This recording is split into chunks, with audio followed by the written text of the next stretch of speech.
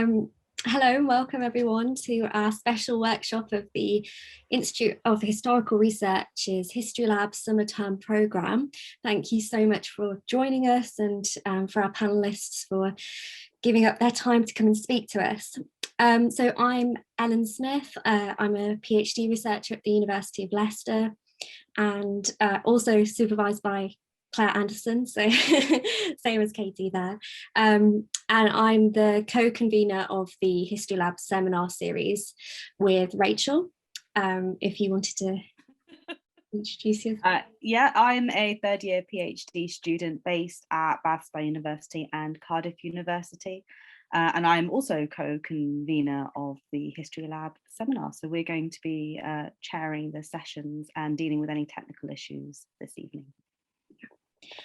So tonight we have an exciting panel of speakers who have undertaken a range of postdoc positions, and we'll be asking them questions about the postdoc process, applications, tips, tricks, and advice about postdoc life. And just to remind everyone, as we always do every week, can you all please remain muted for the duration of the talks and just be respectful towards all our speakers, providing a positive and constructive space in the Q&A. We'll also be recording the session, so if anyone has any issues with this, please either message Rachel or I in the chat, preferably me, as Rachel will be chairing, or email ihrhistorylab@gmail.com afterwards. And please be aware that your comments and questions will be recorded to watch on the IHR YouTube channel. Just be aware of that. So for those of you new to History Lab, the schedule this evening will run as follows. We'll be introducing our panel, hearing a 5 to 10 minute introduction from them, and then Rachel and I will ask 3 questions of our own to get the ball rolling. At around 6:15 or 6:20, we might have a 5-minute break depending on the proceedings. But we'll try and schedule that in, and then it's over to you. So we'll be taking questions from the audience. You can send through your questions to the chat throughout the talks in the session, and I'll be picking them up for Rachel to ask the speakers. If you want to direct it to an individual speaker, please do write their name. If you write the word question in the chat, then we'll invite you to offer your comments, questions and feedback yourself to each speaker or to all of them. So don't forget that we have our History Lab blog with lots of interesting content. We've got lots of blogs on there now from past History Lab speakers, and you can email us if you'd like to write something up for this yourself with the usual email that we'll put in the chat. And just a reminder that our summer term programme is now live. Our next session is on the 27th of May, and the paper is from Sarah Dixon Smith at Imperial College London and the National Archives.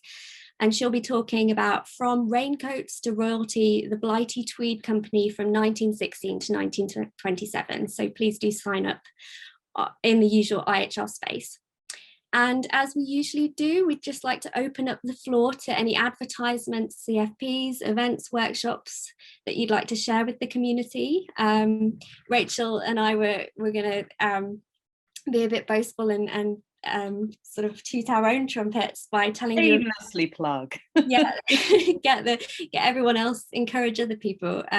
So we've got our Distant Communications Conference in July, and we've got a program for that which we'll be releasing soon. So do follow us on Twitter, and we've got a website coming as well, sponsored by the Social History Society. And also on the 12th of July, we're lucky enough to be joined by Professor James Daybell at the University of Plymouth, who will be giving a pre-event seminar on his work on the 12th of July at 4 p.m. So the Eventbrite will be released for that soon. So yeah, if anyone else wants to jump in now, please do go ahead. Oh yeah, Vincent has kindly reminded us that History Lab also has a conference on material cultures where Kate Smith, my other supervisor, will be speaking. So that's great. And just everything is on our website and our Twitter. So if you need any information, please do get in touch.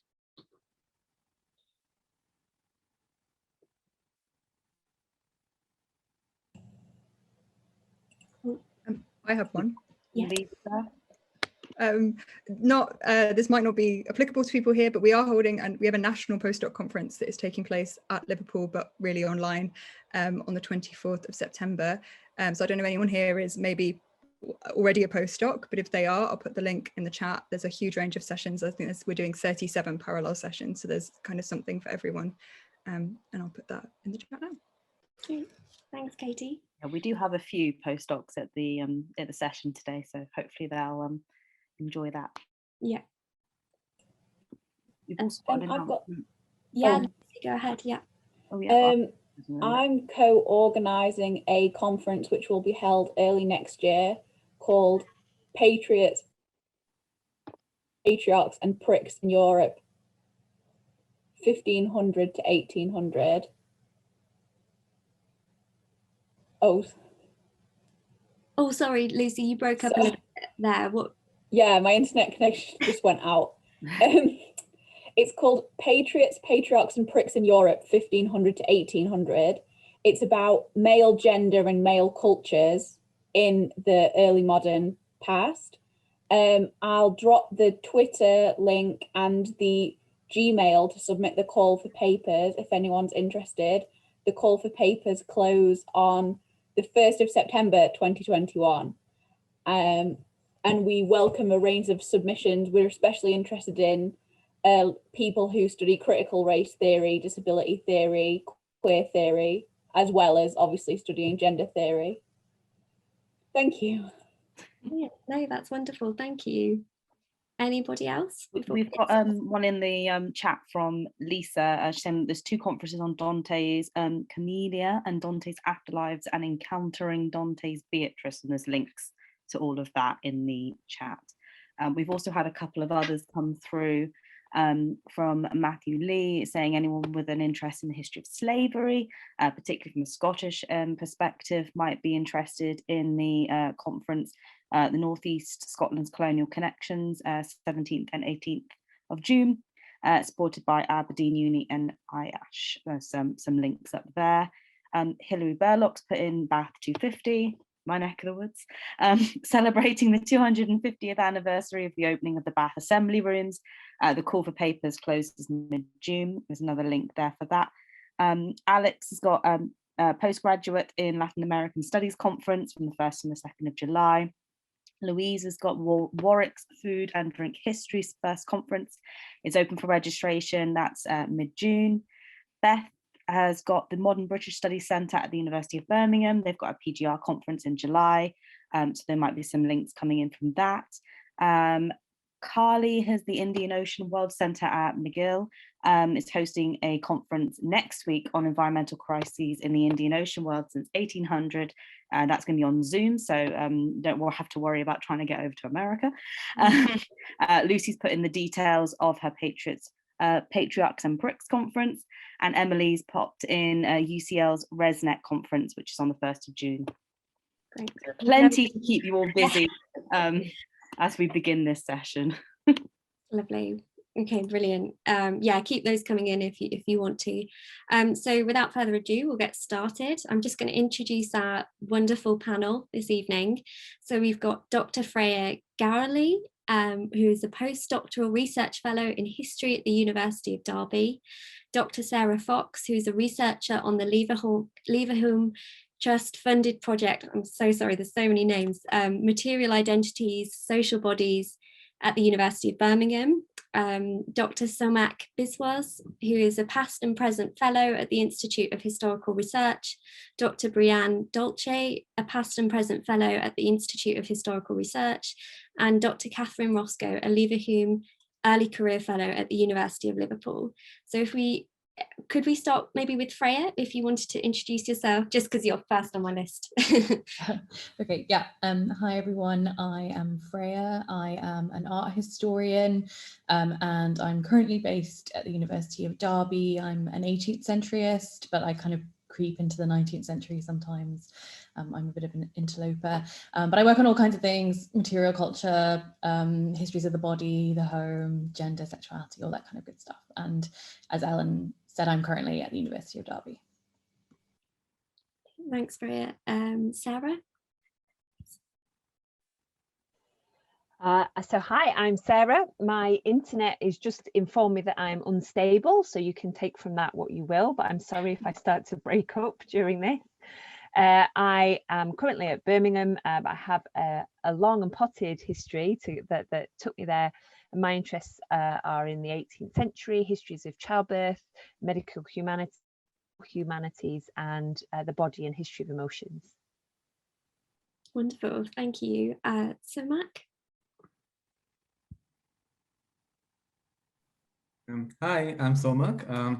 So I'm a historian of race, empire, and migration. I work on South Asia, but also on diaspora. So my current work looks at transnational Hinduism, which is broadly to see how some kind of religious discourse has emerged in the later 20th century, but this happens in connection with both Indian and British history. So that I did my PhD from the University of Warwick, and now at the Institute of Historical Research pursuing this postdoc. Lovely, thank you. And Brianne? Hi, I'm Brianne, or you might know me as Brie. I am also a past and present fellow at the Institute of Historical Research along with Somak. I received my PhD last year, this month, actually, I think to the day, from Yale University back in the US, but I have a degree from King's College London as well. So I'm happy to sort of answer questions on both sides of the Atlantic if that's helpful. I am slightly complicated. I'm a musicologist technically by training, but I've been spending the last couple of years in history department. So I spent the last few years of my PhD in Ghent University in Belgium as a historian, and I'm a medievalist. So most of my work is between the 11th and 13th centuries, looking at the intersections of heresy and religious dissidence and cultural life, with a particular attention to women and sort of where they've been written out of the historiographic record. So I have sort of a side interest in historiography, and like any good medievalist, spent quite a bit of time in the 19th century. Thank you, Brie. And finally, Katie. Hi everyone, I'm Katie Roscoe. So I'm a historian by training for my PhD, and I work on convicts, crime and punishment, empire and maritime geography. So I did my PhD on prison islands in Australia, and kind of now working more broadly on convict labour and its role in the steamship revolution in the 19th century British Empire. I'm in a criminology department actually at Liverpool at the moment with this Leverhulme early career funding. Fantastic. So now if we can go around again, and before the event, we asked the panelists to provide a bit of information about their academic history, how they arrived at where they are now, why they wanted to do a postdoc, their experiences of the postdoc application process, and their future plans. And then we'll go to questions. So Freya, do you mind kicking us off again? Sorry, I keep coming to you, but it makes sense. I will share my screen. Thank you. Find the button. Okay, I just made a couple of slides with my post-PhD journey on it, just for reference. But I'll start by saying thank you for the invitation to speak today. I always feel a little awkward when I'm asked to speak at this kind of event, because I don't really necessarily feel like I have all of my stuff together and sorted out in terms of my kind of future career and plan. But I thought I'll talk a little bit about my kind of, what I've been up to since my PhD, some kind of brief reflections, and maybe some tips, but I'm happy to answer more in questions. So the kind of idea of why do a postdoc? I'm sure we all have similar kinds of answers to this question. I mean, it's no state of the job market currently is no great secret. There's no great abundance of academic jobs out there. And so doing a postdoc makes sense as a way of filling that quite difficult time between finishing the PhD and potentially finding that ideal academic job. But I think postdocs are also useful beyond solving that issue of financial precarity and that practicality kind of function of them, in that they also provide really necessary time and space following the completion of the PhD, in which you can really develop as an academic in all different kinds of fields. On reflection, I don't think that I was entirely ready to go from my PhD straight into a permanent lectureship. So I really valued the time that I spent subsequently as a postdoc, and as part of which I've developed as a more fully rounded academic with a strong profile in not only in terms of publications, but also teaching and knowledge exchange work as well. In my current role at the University of Derby, it's very self-directed. So I split my time between undertaking my own research. Essentially, I do whatever I kind of do whatever I want, which is a blessing in lots of ways. And so that's maybe doing my own research, writing articles, books, doing funding applications a lot of the time. I teach, and I'm really lucky that I get to teach and lead modules and develop curricula as well. And I do various kinds of public facing work as well. So I'll just talk through briefly my academic journey. So I got my PhD in 2016. And I was doing some teaching at the time. I was prepping for my Viva. I was applying for things without much success at that point. And there's a lot of advice on how to do the PhD and also how to get academic jobs, but I think there's less advice as to how to negotiate the really difficult time between finishing the PhD and getting started on something else. And I was sort of concerned that I'd fall into a black hole of nothingness, but that didn't really happen. So I was signed up for teaching. I was submitted work to conferences and special issues, and I organised events and things like that. And all of that really served to give me some structure. All throughout that year, I had the sort of 2016 to 17 academic year. I had a really heavy teaching load. I think I was doing something like 14 contact hours a week across like 5 different departments. So I didn't really do any work on my book or anything. I didn't have the kind of headspace, but what I did have that year were 3 short-term research fellowships. And I'm happy to talk more about the importance of short-term research fellowships, which I think are really crucial. But what they did was they gave me my first sort of taste of having time and space away from that heavy teaching load, where I could start to think about maybe developing the book. And they were a really important stepping stone for getting longer term fellowships as well. I think so this is short-term fellowships tend to be at institutions tend to be American institutions. They have more money, but library fellowships, research centres, that kind of thing. And they tend to be between 1 and 4 months in length, and you basically spend time developing a project. And doing those applications is really good as a way of developing your future work and your book ideas into something that might make a good application for a longer fellowship application as well. So that's just something to sort of think about. So doing the process of those applications was really useful. In the following year, I got my first postdoc at the Institute for Advanced Studies in the Humanities at the University of Edinburgh. And this was also quite self-directed, and it was a kind of postdoc where you do a mix of things. So I was working on my book, but also working on my second major research project on collage before modernism. But I have to say that was 10 months long, and I feel like I spent a lot of that time applying for my next job.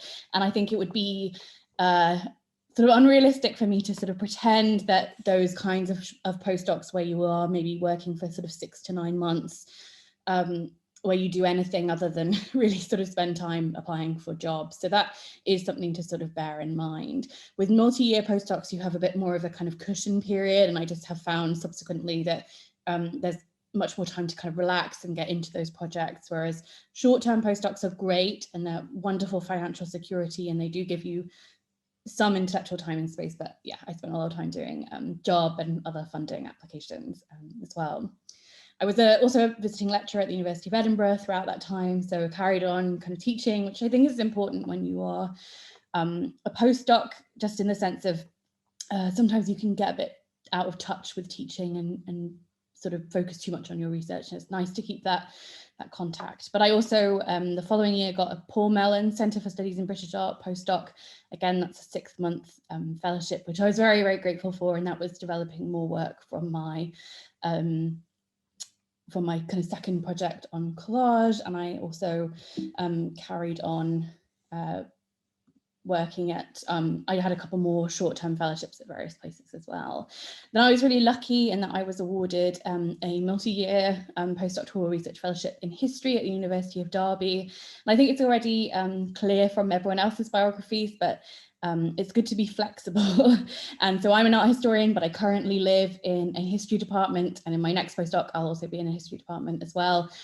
So don't just sort of think about your own discipline, think about looking for opportunities slightly beyond it. And if you're a historian, but you work on material culture, you may have a chance to get a Paul Mellon for British Art Studies postdoc and stuff like that. So it's important to sort of think beyond the boundaries, but this has been really great. My contract has actually just been extended for another year, which is really exciting. So that's been a 3-year postdoc, and I think, or will be a 3-year postdoc in total. And it's just been really rewarding. And I've actually felt like a member of a department and an institution probably for the first time. And I think those big multi-year postdocs can do that. Whereas sometimes when you're doing the shorter term ones, you feel like a kind of satellite to the department rather than a kind of full member of it. Not through any fault of the department, but just by the nature of the kind of fellowship it is. And I have just been awarded, very excitingly, a Marie Skłodowska Curie Actions Research Fellowship at the University of Valencia, which I will take from sort of late next year for 2 years. So certainly I've been successful in getting postdocs, but what you don't see in that kind of potted history is a lot of failed applications. I applied for a Leverhulme 3 times. I never got it, which is, it's fine. I'm not bitter, honestly. But you know, it's just, you get some things, you don't get other things. And probably my biggest advice is to apply for things, to put yourself out there, but also to reapply. So some of the fellowships that I got second time round reapplying. So don't feel that just because you didn't get it once, that means that you won't get it again in the future round. So I'm happy to talk more about other things, but maybe I'll leave it there. Just that's a little bit of my kind of academic history and some reflections. But yeah, thanks. Thank you, Freya, and congratulations on your new position. It's amazing. It doesn't seem real yet. It's too far away, and the idea of actually being able to travel and leave my house, it's completely bizarre. So. Wow, that sounds bliss. That was a really great start, and we'll move on to who is next. We'll move on to Sarah, if that's okay. If she's brilliant. Yep, I'm still here. Just shout if my rural broadband means that you can't hear me, and I shall turn my video off. But hopefully it will cope just for the next 5 minutes. So I'm going to run through my academic history so that you can see in a bit of detail actually how scrappy these processes can be and how they feel from the inside. So you're going to get my life story laid out to you in the next 5 minutes. Look at you. So I left school at 18, entertainingly with an E in my history A-level. And for 6 years, I worked in a law firm as a kind of cheap lawyer. I ended up managing a team of about 15 of them. And I was getting a bit fed up of it. They were pressuring me to take a law degree and qualify as a solicitor. And I decided I didn't fancy that, but I did fancy further study. It was time for me to try some more studying. So luckily for me, the University of Leeds had a policy of interviewing all mature applicants, and I was 24, so I counted as a mature applicant, even with those A-level results. So I managed to persuade them to give me a place. And even then, the path wasn't hugely smooth. So I graduated with a 2-1, having utterly messed up a 3rd-year module on Philip and Mary and almost failed, quite frankly. I still managed to get a place on the Masters in 18th Century Studies, which I did part-time, whilst also working in adult health and social care for my local council.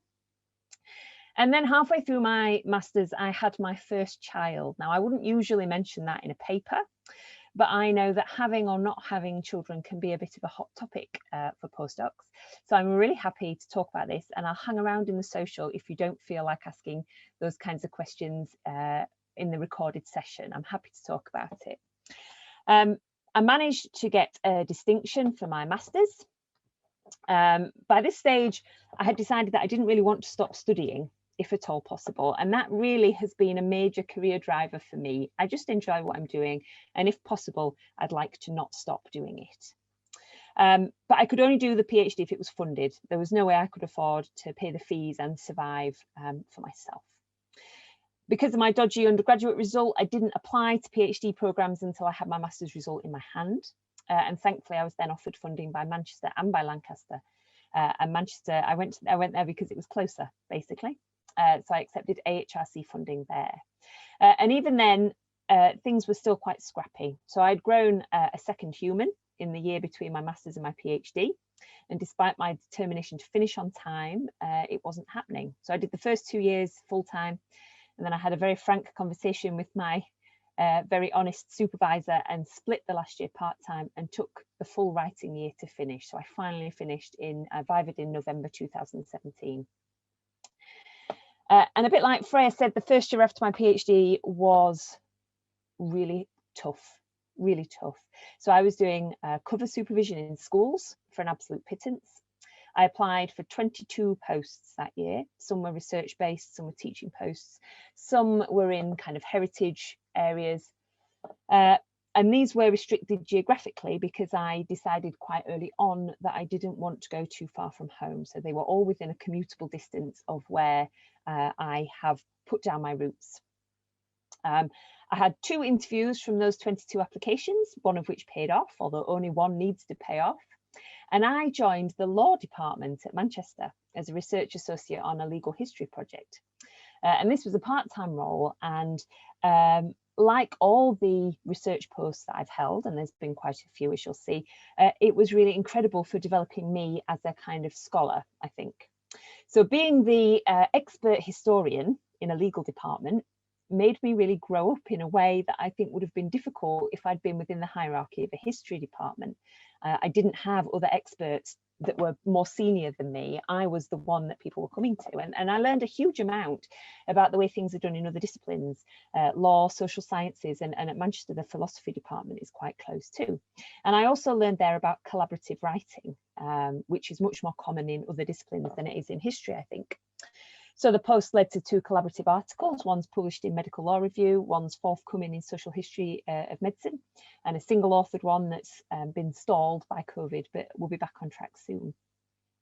And that year, 2018, also saw my first short-term research fellowship. I had a 3-month place at the John Rylands. And I also designed and delivered a course based on my doctoral research at Manchester. So it was very much a kind of part-time research role and then some other bits and pieces. 2019 was a really busy year then. I got 2 research fellowships, one from the Women's History Network and one was a Durham Residential Library one.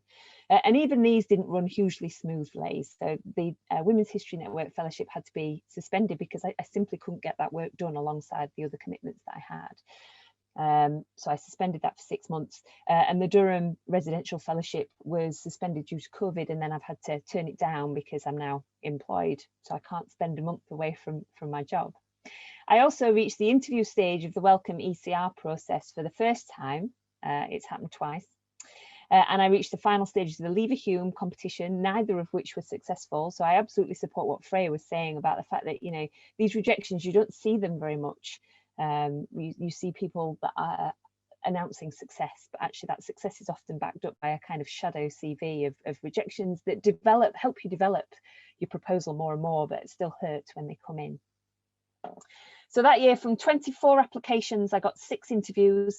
Again, only need one to be successful. And for me, this was the job that I really didn't want. So off the back of my experience in the law department at Manchester, I'd applied for a job as a ref impact officer at the law school in York. I was really reluctant to take this job, if I'm honest, but it was full time, it was well paid, and I didn't have an alternative option. And I genuinely saw it as the end of my academic career, perhaps the beginning of a career in research admin. But it again turned out to be really great. I learned loads about research processes, about the administrative side of university management. I was involved in faculty level meetings as well as departmental level meetings. And it's also really encouraged me to think strategically about the ref and how I might manipulate this to my advantage over the next cycle. Again, this is something I'm happy to answer questions on as far as I can. And I can also direct you to a kind of Ref for Dummies seminar that we ran as part of that role at York.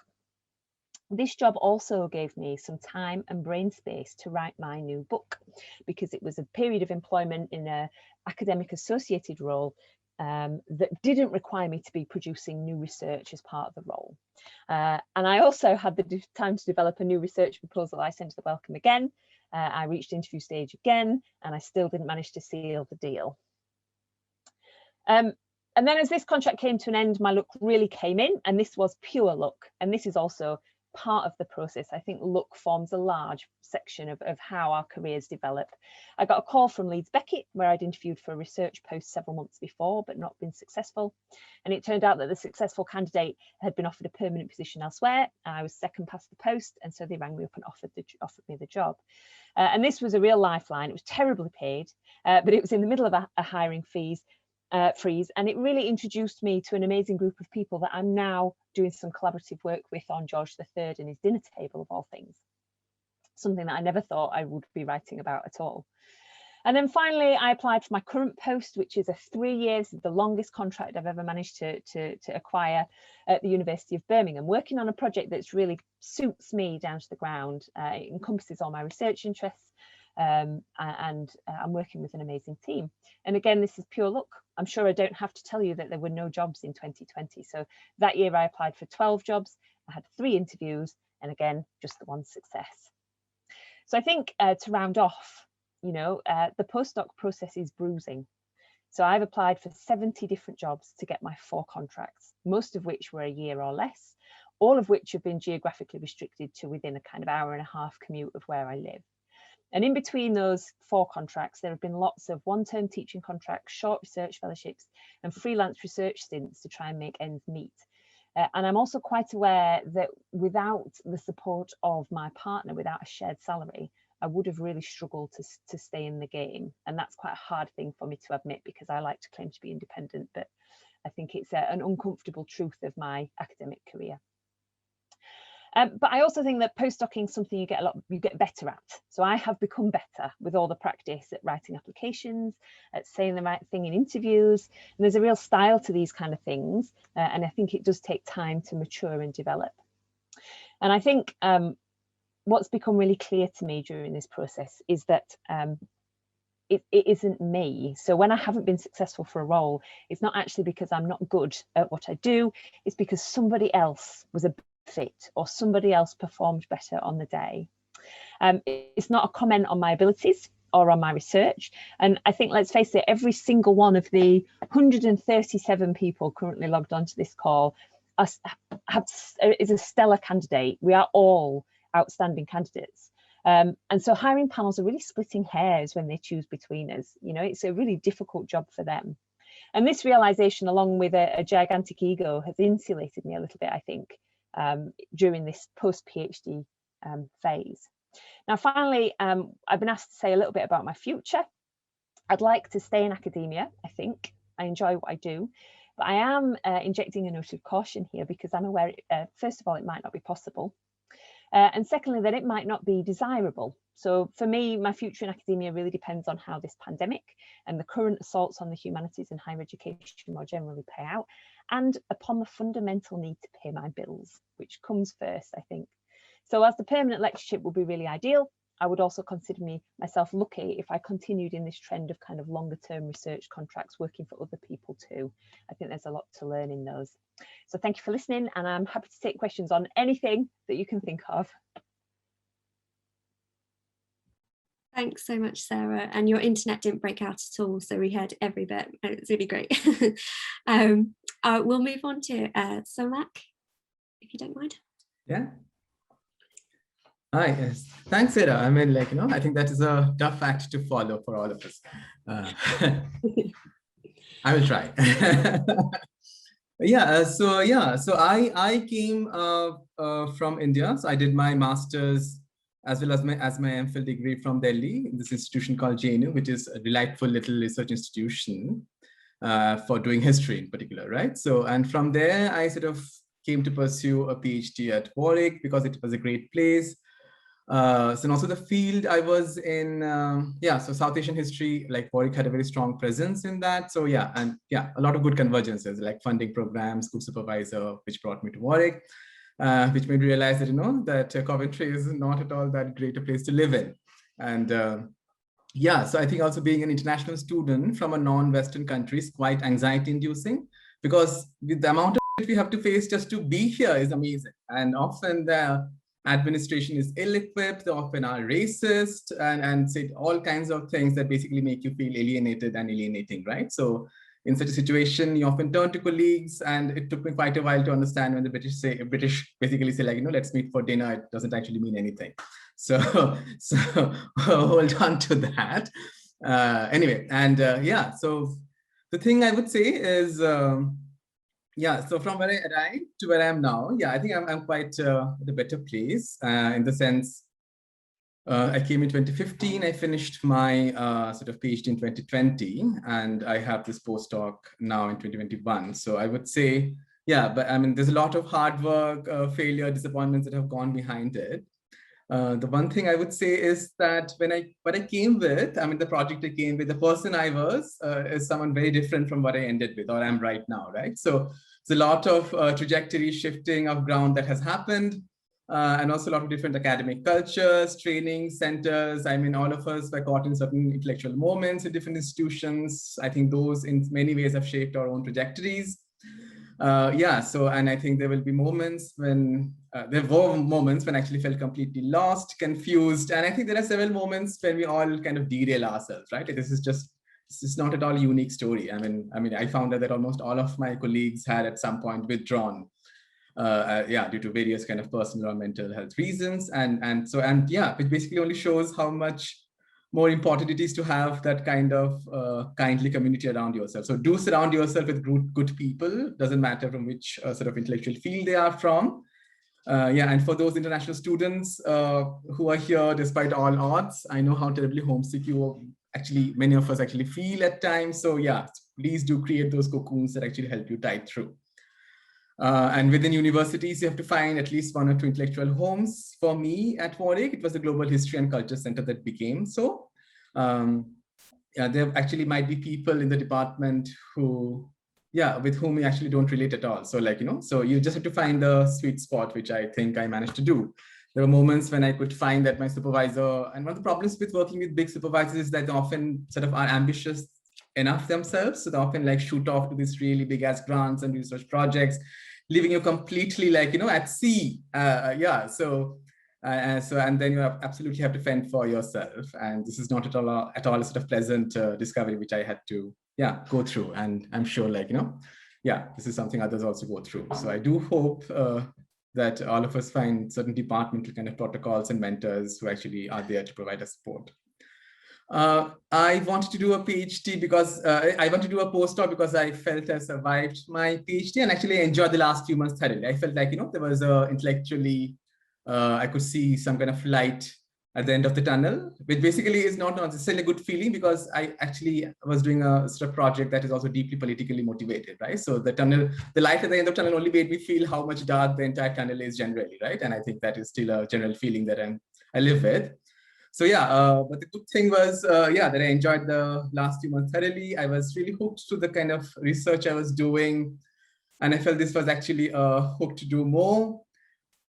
And yeah, so that, and I think sort of also the gradual realization that, that I'm basically good for nothing else except academia, right? After 5 years of solid research, then I basically had the sort of confirmed realization that I'm shit at anything else. That said, I think there are those who actually sort of left academia and are doing very well. So I think sort of we are in no position to judge anyone who has left the cult, right? Because it is a cult, as some people have always said so. The postdoc applications are very tiring. So after my PhD, sort of I was in panic mode trying to get some kind of early career fellowship or some kind of teaching gig, like temp teaching gigs and adjunct positions that I think a lot of us have done. So basically I ended up applying to a ton of places and also got rejected from a ton of places, right? Because often the kind of stuff we churn out just after a PhD is not necessarily the most sophisticated one, right? So we generally I wrote quite shoddy stuff initially, but I think it was a good intellectual practice in getting there finally. Also, because the last few years of the PhD was quite fruitful in some sense intellectually. So the high of the PhD often helped me carry through the next stage of applications and materials, right? So in that process, I basically ended up with a bunch of basic drafts that I could then hone and develop and get input on. So I would suggest that to do that if possible. I also got in touch with mentors from prospective institutions and for funding programs that actually wanted to apply. I often realized very unpleasantly that many of those sort of more bigger kind of names are often pre-committed to others, often going back almost a year. So if this is something you want to do, you should actually do this well in advance, often a year in advance, if you think that you're going to do a postdoc or something. As a rule, I think all your PhD institutions will actually tell you to change your research institution. This is good practice intellectually, right? So because you don't want to be sort of seen as a one-shot horse. So this is something that everyone will tell you to do after your PhD. So I actually got one of those early career fellowships after my PhD that actually gave me a bit of a resting space, right? Before you went for the big hunt. I think a lot of UK institutions actually have those Institute of Advanced Studies kind of formations. So I actually got one of those at Warwick for about 6 to 8 months before I got the past and present fellowship. This is a good time when I actually managed to get some publications in order. I managed to hone and edit my manuscript, my thesis manuscript a bit, worked a bit on my monograph proposal. I also took up some small teaching gigs to give myself some sustenance money. So international students also have a lot of visa anxieties. So this is not a small consideration, and I think they should use this time to figure out how they want to plan their life. If they want to stay on in an increasingly kind of harsher international country to pursue their own career, or do they want to go somewhere else? There was actually a particular moment, I think, when I really considered jumping off to New Zealand, because that seemed to be the only place which actually was encouraging international migrants in some sense, right? So so I think this is all. I quite enjoyed doing collaborative work, which I think I ended up doing during the COVID time. So I do think doing community work is good, because I think as historians, I think we need to be involved in doing some kind of anti-oppression work, right? Because the kind of political moments we're living in only basically goes on to show that. And I think, and also as activists, we need to know our history well as show others the history well, right? So I think, this is a good moment to be a historian. That's all. Lovely, thank you, Somak. And we've just got time for the other 2 presentations, but I think we'll be returning to that really important point about international students and visas, which came up at the PhD workshop last year as well. So thank you for raising that. So we'll move on to Bree, if that's okay. Yeah. Right. So I think I just want to start by, as an American, just kind of saying that doing degrees in both the US and the UK, a lot of my trajectory has been defined by trying to decide which side of the Atlantic that I'll be on.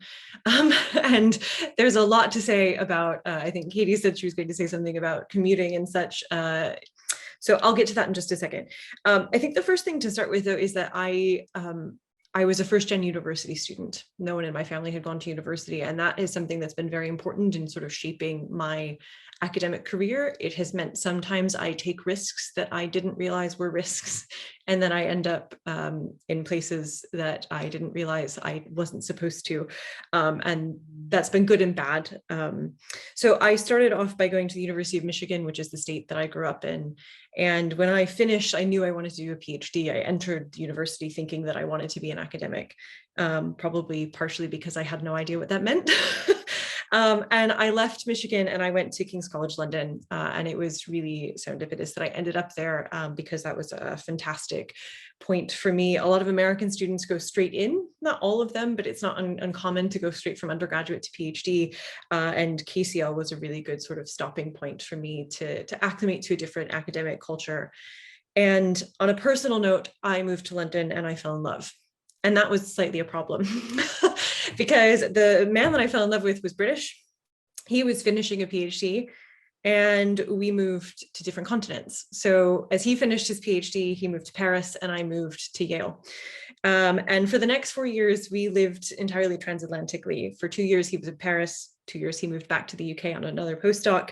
And that was really hard and very, very difficult. The final 2 years of my PhD, so American PhDs are obviously really long.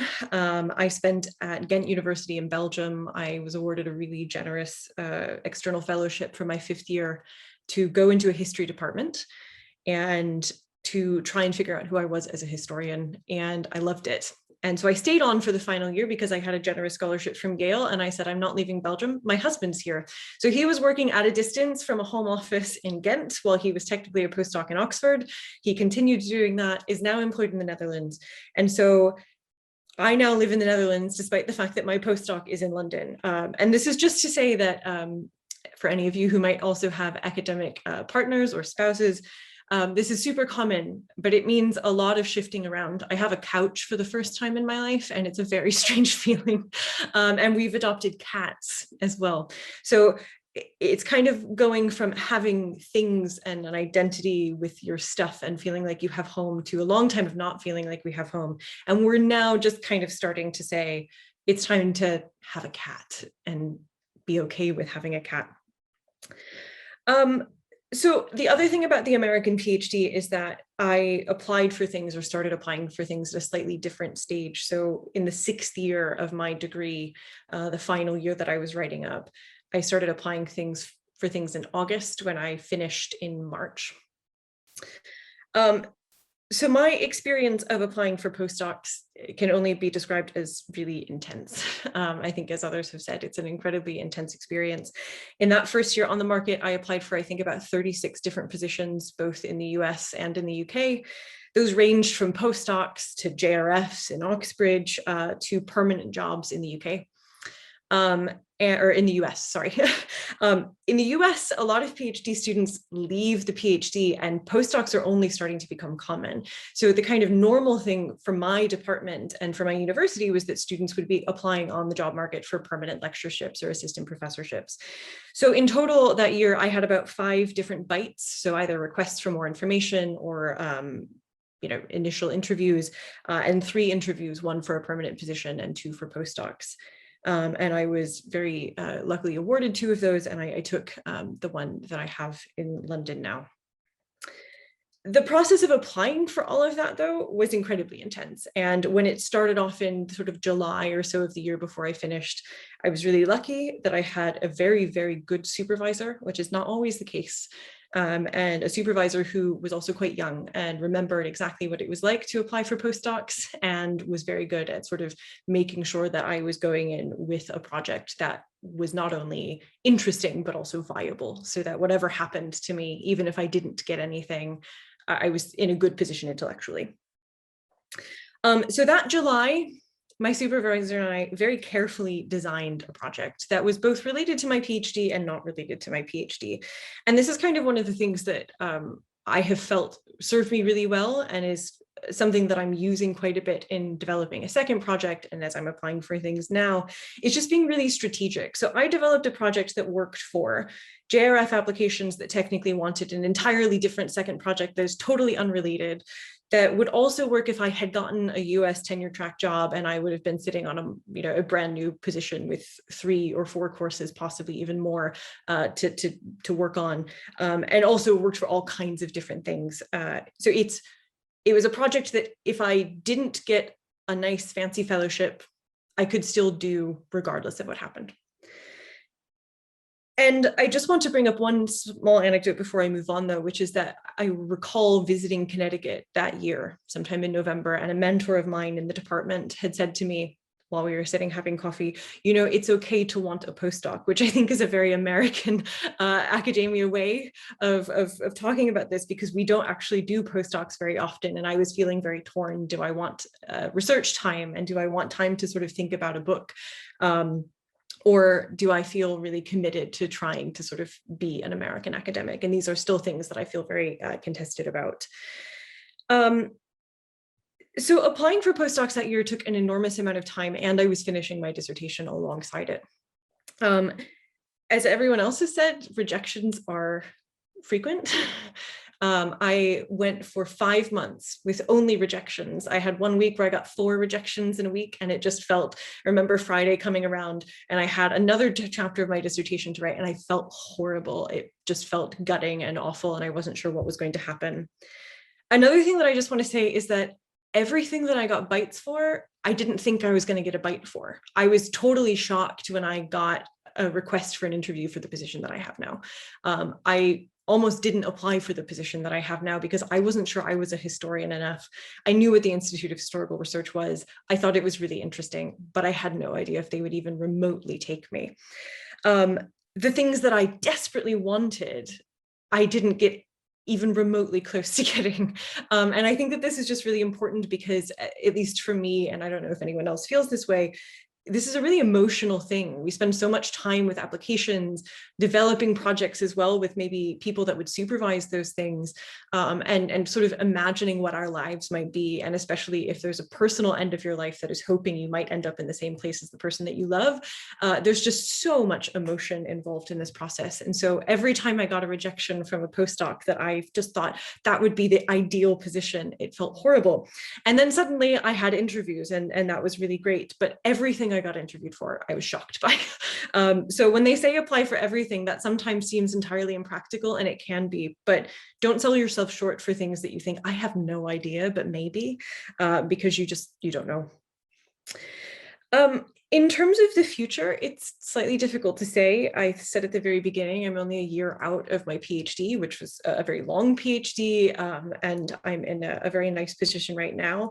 But I think it's also really important to note, as I think, I can't remember if it was Freya or Sarah said, that applications restart immediately. No matter how long your position is, you are immediately thrust back into applying for things. And that was something I knew, I think, intellectually, but it's almost something that I know physically now, because even though I'm in a position where I don't have any teaching and I have beautiful, devoted research time, there are still moments that I think, oh my gosh, I haven't looked at my book in like a week and a half because I've just been applying for things and talking to mentors and people who can write letters for me. Another thing that I think is just really important is that it's great to have people read things for you. So my very best friend is also an academic. We read everything for each other. And it's so nice, even if that person is not in your field, but is also an academic, having somebody that just knows your work in and out, but is not maybe a supervisor or someone that sort of there's a power relationship with, that's super important. And that has been the saving grace every time I've had an interview or something. It's just someone that intimately knows that I can send a text and say, can you talk in 5 minutes? And also just being strategic about the project, about the service that you do, constantly thinking very carefully about how you're spending your time. Yeah, I think that's kind of it from me. I'll wrap up. I know we're sort of going a little bit over, but I'm happy to talk about any and all of those things later on. That's wonderful, Brie. Thank you for being so honest and for bringing up those personal aspects that we don't usually talk about. So over to Katie, if that's okay. I'm going to attempt to share my screen. So let's see how that goes. All right. Can you see that? Can somebody thumbs up? Yeah. Absolutely. So get rid of so what I'm going to start with really is kind of how it looks on the CV, and then the shadow CV, I think it was Sarah called it. So I had a PhD studentship at the University of Leicester, which I forgot to put on the slide, as part of a big international research project called the Castle Archipelago, which was a European Research Council project. And I think slightly gave me false ideas of what academia would be like, in that there was lots of collaborative research discussions and loads of people working on a similar area. So postdoc life was a big change and quite isolating after that. I went straight into a Pearson Fellowship in Naval and Maritime History at the Institute of Historical Research, which I think is a lovely fellowship because it was sort of not decreed, that's not the right word, but it was a bequest from a former curator at the National Maritime Museum. So it feels like a really personal one to do. And then I went into an ESRC postdoctoral fellowship at the University of Liverpool, followed by a short 3-month fellowship at the National Maritime Museum, and then the bigger one here. So when you look at that, it all looks very neat, and like I had some grand plan, no gaps, but that's really not how it was experienced. So the original PhD studentship that I went for, I only went for because my master's supervisor was moving to Leicester to take over the teaching of the PI, Claire Anderson, on this project. And so she was like, oh, you should apply, and I didn't think I could, because it said, experience of Australian history, ideal. And I was like, oh, I don't have that. And then she was like, you've done some stuff on prison history, you should definitely go, free trip to Australia included. So I was like, okay, that sounds fun. So I applied. I got in trouble at the British Library for taking photos when that wasn't allowed of all of these books, because it was a mad rush, because it was due, the proposal was due at the same time as my coursework. And I ended up submitting a draft at 5 a.m. It was like a whole horrible rush. And then in the end, I got an interview, but then I was actually the only applicant that got interviewed. So I do not even know if that many people applied. And the first, I really enjoyed it. As I said, it was a collaborative experience, but it was only supposed to be 3 years. And in the final year, I was really nervous. I didn't have anything lined up. My partner was going freelance. We were still living apart. I had no idea what was going to happen. And the saving grace for me was that the PhD studentship was actually extended because of the changing exchange rates between, basically the pound had tanked. So we had more money than we'd expected, and they were able to extend my studentship by an extra year. And then I ended up getting the Pearson Fellowship, but that was actually the second time I'd applied for the IHR. I'd applied for extra PhD funding and got interviewed the day after Brexit, which is a bit of a shell-shocked, strange experience. And I didn't get that one. And I actually had 2 interviews this time. I had for the same funding application. I was strategic and made it work for both an economic history fellowship and a Pearson Fellowship. And I was so happy that the Pearson Fellowship was first, because I felt much more comfortable entering into that field of maritime history than I did in economic history. But yeah, it's definitely worth thinking about how you can apply to different fields. And I do think there's something to be said for being kind of the outsider. It might make you feel that you're, if you embrace that, you may feel that that's a problem, but quite often, as I think it was Bree that mentioned, in a way, I think it gives you a fresh perspective, and that sometimes that can really help. Having said, I don't think I did any new research really those first 3 months. I was really, really burnt out. I was really focused on my Viva. I was doing extra RA work because London's expensive. So, it wasn't my most productive year, and I felt quite guilty about that. And a lot of that time then, as others have mentioned, was put into applying for new fellowships and sorting out the next year, because a 1-year fellowship doesn't really give you that uninterrupted research time. You're still just anxious about what's coming next. So at that point, it was the first time they'd released this ESRC postdoctoral fellowship, which has a very brief, unfortunately, window of application after your Viva date. So I applied for that, and I actually I had an idea for a project that I was actually quite happy with, but there was really only one mentor that would work. And I approached him, but basically only because he'd turned me down previously after an interview for a postdoc job, but had been really nice on the phone about it. So I thought, well, he'll remember me, so maybe I can ask him anyway. But then I thought he was in China, because that's what his staff profile said. And it was only because I went to a talk by one of his PhD students at the time that she was like, oh, no, he's back in Liverpool from China. He can definitely, I'm sure he'd like to hear from you. So that's another tip that I have, is if you don't know that person that well, it's fine to approach them, but it is worth, if you have people in common, to sort of also informally find out, are they a good mentor? Are they someone that's going to actually be around and help you? Would they be open to being approached? It can really help you when you sort of make that first contact. It's always really daunting writing those emails. The application itself was again a mad stress, which seems to be a bit of a theme, because the internal feedback came back really, really late, because there was a series of strikes. So I think I had like 48 hours to turn around all these changes that they'd suggested. And I just wanted to mention that, because I think sometimes in these things we get a lot of feedback about prepare early, and that is important, but sometimes with these processes it is last minute and it feels like a mad rush. And I don't think that means that you should discount yourself. They are assessing the idea as a whole, and if the idea is strong, polish it as much as you can, but at the end of the day, don't rule yourself out because you think, oh, this is impossible. And as I mentioned, I wanted to mention that I was at this point commuting. I decided I didn't want to move to Liverpool for a 1-year project, as my partner was only able to work in London in his field. So I just wanted there to be more openness about that, because it's something that's actually come up now. I'm a member of the Research Staff Association at the University of Liverpool, and loads of postdocs commute, but everybody felt like they couldn't share it, and that includes in the sciences. You'd be surprised how many people are commuting, and it's okay to choose a personal choice and make that work with your work schedule.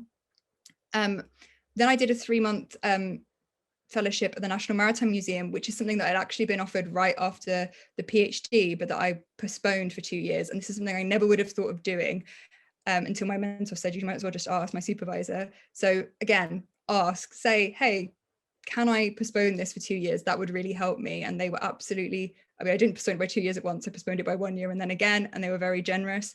But, you know, don't be afraid to ask if the funders have this application, this flexibility, because you don't have anything to lose. And then, you know, lucky enough, obviously, I know this comes on the back of Leverhulme results being released yesterday, and I think luck plays such a big part in it. And that application, I was really, really happy, but I was actually waitlisted. So I got an email saying, you've been on a short list, so let's see. And I just remember thinking, will anyone turn down a Leverhulme? Obviously, a few people did, and to them, I am eternally grateful. But, you know, at the end of the day, these things, they just hang on in the balance, and there are so many really fantastic applications that come in for so many of these schemes. I know we're really short on time, but I just wanted to come to a couple of actual tips and tricks, and I'll go through these really quickly and maybe try and share them on Twitter or something afterwards. But basically, one of them is, if you are in your PhD still and you say, just make notes of applications when you see a funding scheme that looks like that might be a good fit for your research, make a note of them a year in advance and have a big Excel spreadsheet. It's so much easier to keep track because so many of them come in. Also be aware that lots of universities have internal deadlines that are earlier, particularly when they have an most universities for big schemes like the Leverhulme or the British Academy Fellowship will have an internal stage, and that's internal stage is a lot earlier than what is on the Leverhulme website. So, you know, contact people early. I think Somak said that as well. When you're approaching a mentor, it's fine to email someone out of the blue. It's also fine to email more than one person. That's what I did for the Leverhulme. I approached more than one before that internal stage in case I got rejected by one of them at that stage. I didn't want to discount myself out of the entire process, but just be upfront, because some people will feel quite burned if the mentor gives you loads of feedback on your application and then you take it to a different university. So just be really upfront that at this stage you are approaching several universities. Everyone will understand with the job market. And if there's an online system, register early. Don't wait just before the deadline, because sometimes they are a bit of a minefield. And I'm going to do this in the next 3 minutes, but in terms of writing the application, the opening paragraph is really, really important. You want to give a really big picture and answer the so what question, and assume that your audience is a generalist. So I always share my application with people outside of my field as well as experts in it, because it's really helpful to see, as a 19th centuryist, for example, what a medievalist would think. What are the things that jump out of them as important or unclear? Think about what gap it fills, whether it brings certain fields together and how it's going to do that, what the method is. So to get words on paper, I always use this link to an abstract for a conference abstract from the Professor Is In website, which sounds really clunky, but it really helps me just think, what are the key things that someone needs to know right off the bat? Because when they're reading these things and skimming and they're looking back, you want them to be able to see in the first paragraph, oh, okay, this was the main things they were hitting. When you're writing it, I think sometimes people get a bit over worried about knowing the field, but it's not the same as in a PhD or an article. You should know the really big, sort of the big contributions to the field, or if you're really drawing from somebody who's used a particular methodology, but you don't need to know every single article. That's literally what the fellowship is for. And if you include all of that in the application, it's just going to look like the field is overcrowded. So just point to the big contributions, and also think a little bit strategically, who might be peer reviewing it? Should I include them as one of the important people?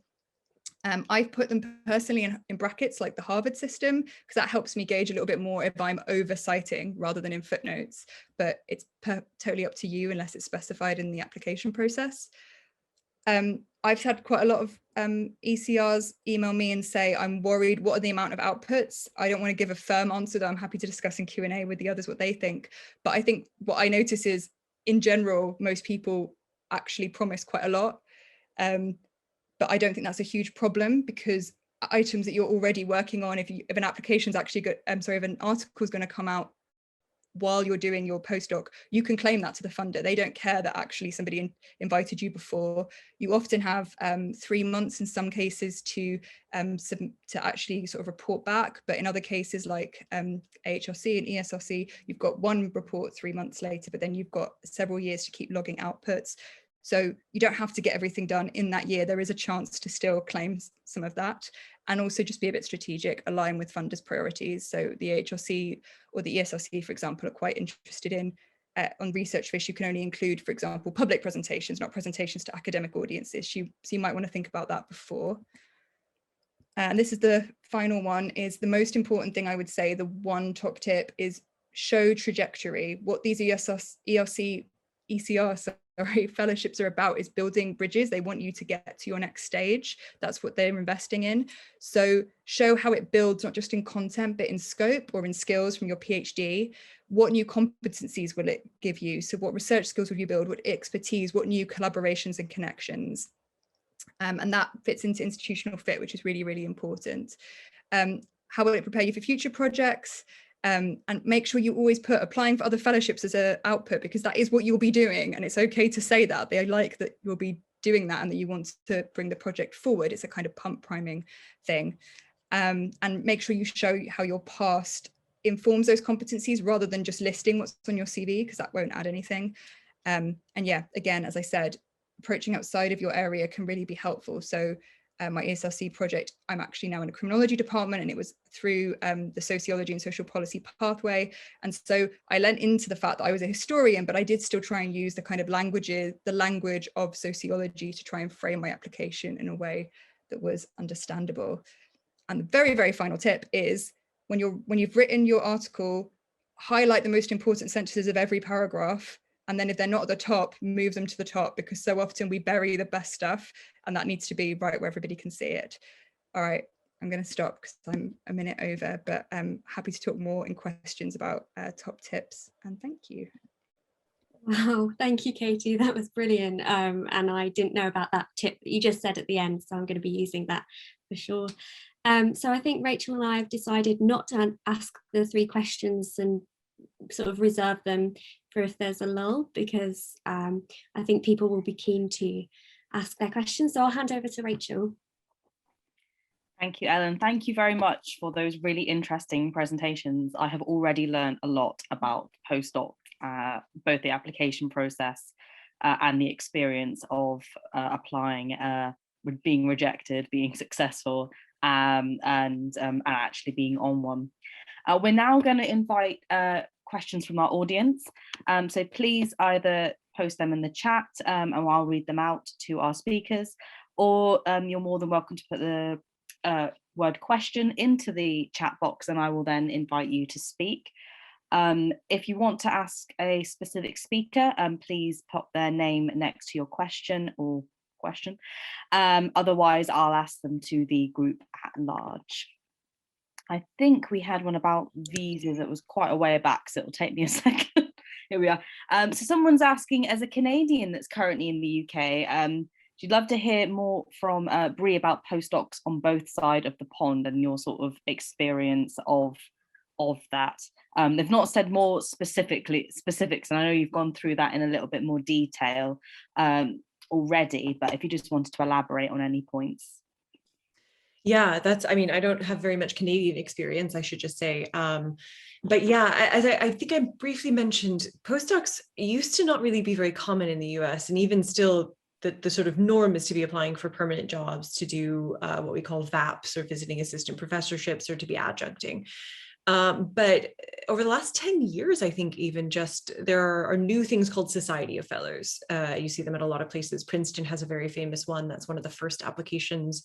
I think it's like Princeton Society of Fellows and Jesus College Cambridge are both in August every year, right? Like those are the 2 big first applications of postdoc season on either side of the Atlantic. And Dartmouth has a very famous Society of Fellows. So I did apply for those. I didn't apply for Princeton. Princeton is an unusual one. You can only apply for it once, and it can only be in the first 2 years after you finish your PhD. So I made the decision with my supervisor, who, as I said, was really great and very strategic with me, to not apply for that one so that I could apply for it for the next year if I needed to apply for something else again. And I think that was the right choice. I didn't apply for it this year, but it was nice to sort of feel like I was saving that, because if you get rejected the first time, you don't get to apply again.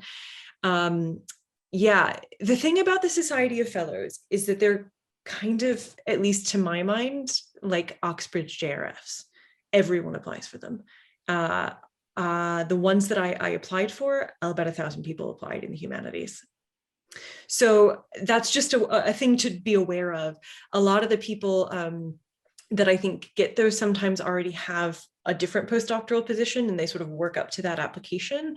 And not all of them sort of put a timeline on when you can actually apply for it. So I think Dartmouth doesn't sort of say you have to be X number of years out.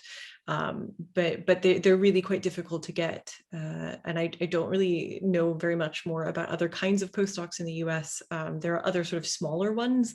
I was at Yale, so I can talk about the Institute of Sacred Music, for example. Or the Divinity School has postdocs at Yale that are very humanities friendly and are coming from all kinds of different fields. But yeah, it's a very different game, but I sort of align Society of Fellows and Oxbridge JRFs as kind of a similar type of thing. Everyone is applying. It's very difficult to get. I hope that kind of answers it. That's great. Thank you very much for that, Brie. Anne's got a question. I'm going to read it out for you. I think it's for the entire panel, so anyone can just jump in with their thoughts. She's saying, with the recent closures of history departments in universities across the UK and the consideration of closing further departments, in particular in humanities subjects, what do you think the future of academia or research in history will actually look like? Now, I don't know if you'll have a definitive answer to this question. I guess what Anne is really wanting to know is there a future career that is possible to get out of this, or is it going in such a downward trajectory that actually it's just going to be squeezed even further? Do we think it's going to bounce back, I think, is one of the things that she's thinking of. And how that might affect opportunities, I think, is the other thing as well. So does anyone want to start with the probably the big bomb question of the session? I can speak to that a bit. Yeah, but this is only, so one of the major reasons why some departments are sort of shutting down, and it's also those which are at the lower end of the, the ranking market, right? So it's because precisely the second tier Russell Group universities are overhiring. So like places like Warwick, right? So because, so it's kind of like cutting into the sort of market pool of those who are below it, right? So anyway, which is creating all this kind of job crunches and also a sort of gradually depleting union, which is unable to kind of, anyway, so that, but I think also a larger realization that the humanities is not so profitable anymore in some instance, also like, given the fact that we actually are under very right-wing governments right now. So my suggestion would be to go interdisciplinary, right? So the industry kind of funders love this word interdisciplinary, right? For no matter what, you just drop it like you mean it. And you do have to mean it in some instance, and then you do whatever you do when you get the funding. So it's a trick and trade, that's the way. Yes, because the medical humanities is on quite a strength at the moment, isn't it? Because it does a lot of combined interdisciplinary work. Welcome, Is anybody else wanting to say anything or to that question? I think it's just worth briefly saying that this is something that's on our minds as well. Postdocs are precarious positions. I think one of the questions that you had asked us in the thing is, what don't you like about this position? I love my job. The only thing that's difficult about it is that it's not permanent, right? I think, as Sarah said, I would do this forever. It's just not always promising. So I think that it's just worth saying, anytime you're also talking to a postdoc, we're terrified about the exact same things. We are freaking out every time we see another thing on Twitter about another department closing. I don't know if that's the case for anybody else, but every time my breath is kind of just like taken away, like, is this over? So we're all concerned as well. Yeah, because of course any department closing will affect everyone from the professors all the way down to their PhD students. So it's a sector-wide worry. Anybody else want to say anything about this before we move on to the next question? Yeah, I guess I'll say maybe just that I think, although it's difficult to sort of not think about these things, in a way, it's almost impossible to get too wrapped up with thinking about them all of the time, because you would just lie in your bed and cry all day long. Like, I don't know, like it's hard you can't motivate yourself to do anything meaningful if all you're worried is that you're never going to get a future career and never get anywhere. So it's a kind of balance between like healthy pragmatism and then not dwelling. So it's difficult, but I wouldn't let the potential future job market put you off from applying for postdocs. Yeah, especially as we don't know what that job market in the future is going to be, do we? So it might look bleak now, but you never know what it's going to look like in 5 years. who knows? Brilliant. Thank you very much for navigating, like I said, a very hot potato question there. We've got a question that Sophia wants to read out herself. So if you want to turn on your mic and your camera if you'd like, and ask a question to our panel. Thank you very much. I have a quick question, but I thought it would just easy if I ask it in person. I'm a second year PhD student at the University of St Andrews, and I recently had my second year review, and my external reviewers from the department gave me quite a brutal advice. So they said, abandon everything, all the outreach activity, all the admin activity, even teaching for the sake of the publications if you want to get a job or a postdoc, just churning out publications. And it really made me feel overwhelmed because, I mean, first of all, well, it kind of takes the fun out of the job, doesn't it? So the question is for you, is how did you sort of manage these experiences, and how teaching experiences and, for instance, organizing conferences experience played into your applications, and how did you kind of put it all together when you were applying for postdoc?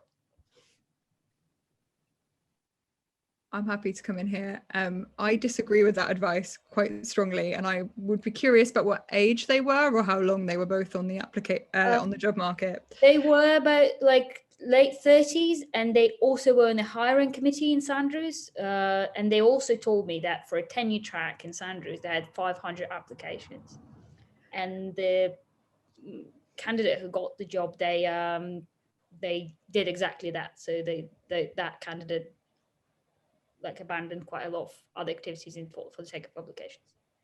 I guess what I would say is publications do matter. You can be strategic. You can, I would say, quality over quantity, even though we can disagree what quality really means. That's not something that I've done. I've actually done more publications, and I've not done always the best places. So it's not the only way. But if you wanted to maximize your time, that's what I would recommend you do. But all that other stuff matters. Like when you put in a funding application, they don't just want a book for a fellowship. They don't just want articles. They do want you to also organize an event. Often, you know, public engagement, being human, teaching, all that stuff does matter.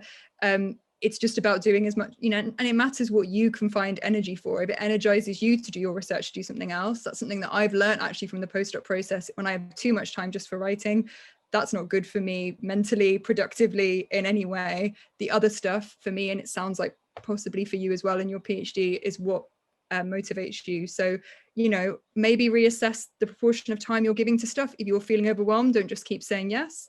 But I definitely don't agree that people on most funding, maybe some panels, but most panels aren't just looking for someone that's going to churn out words and that's it.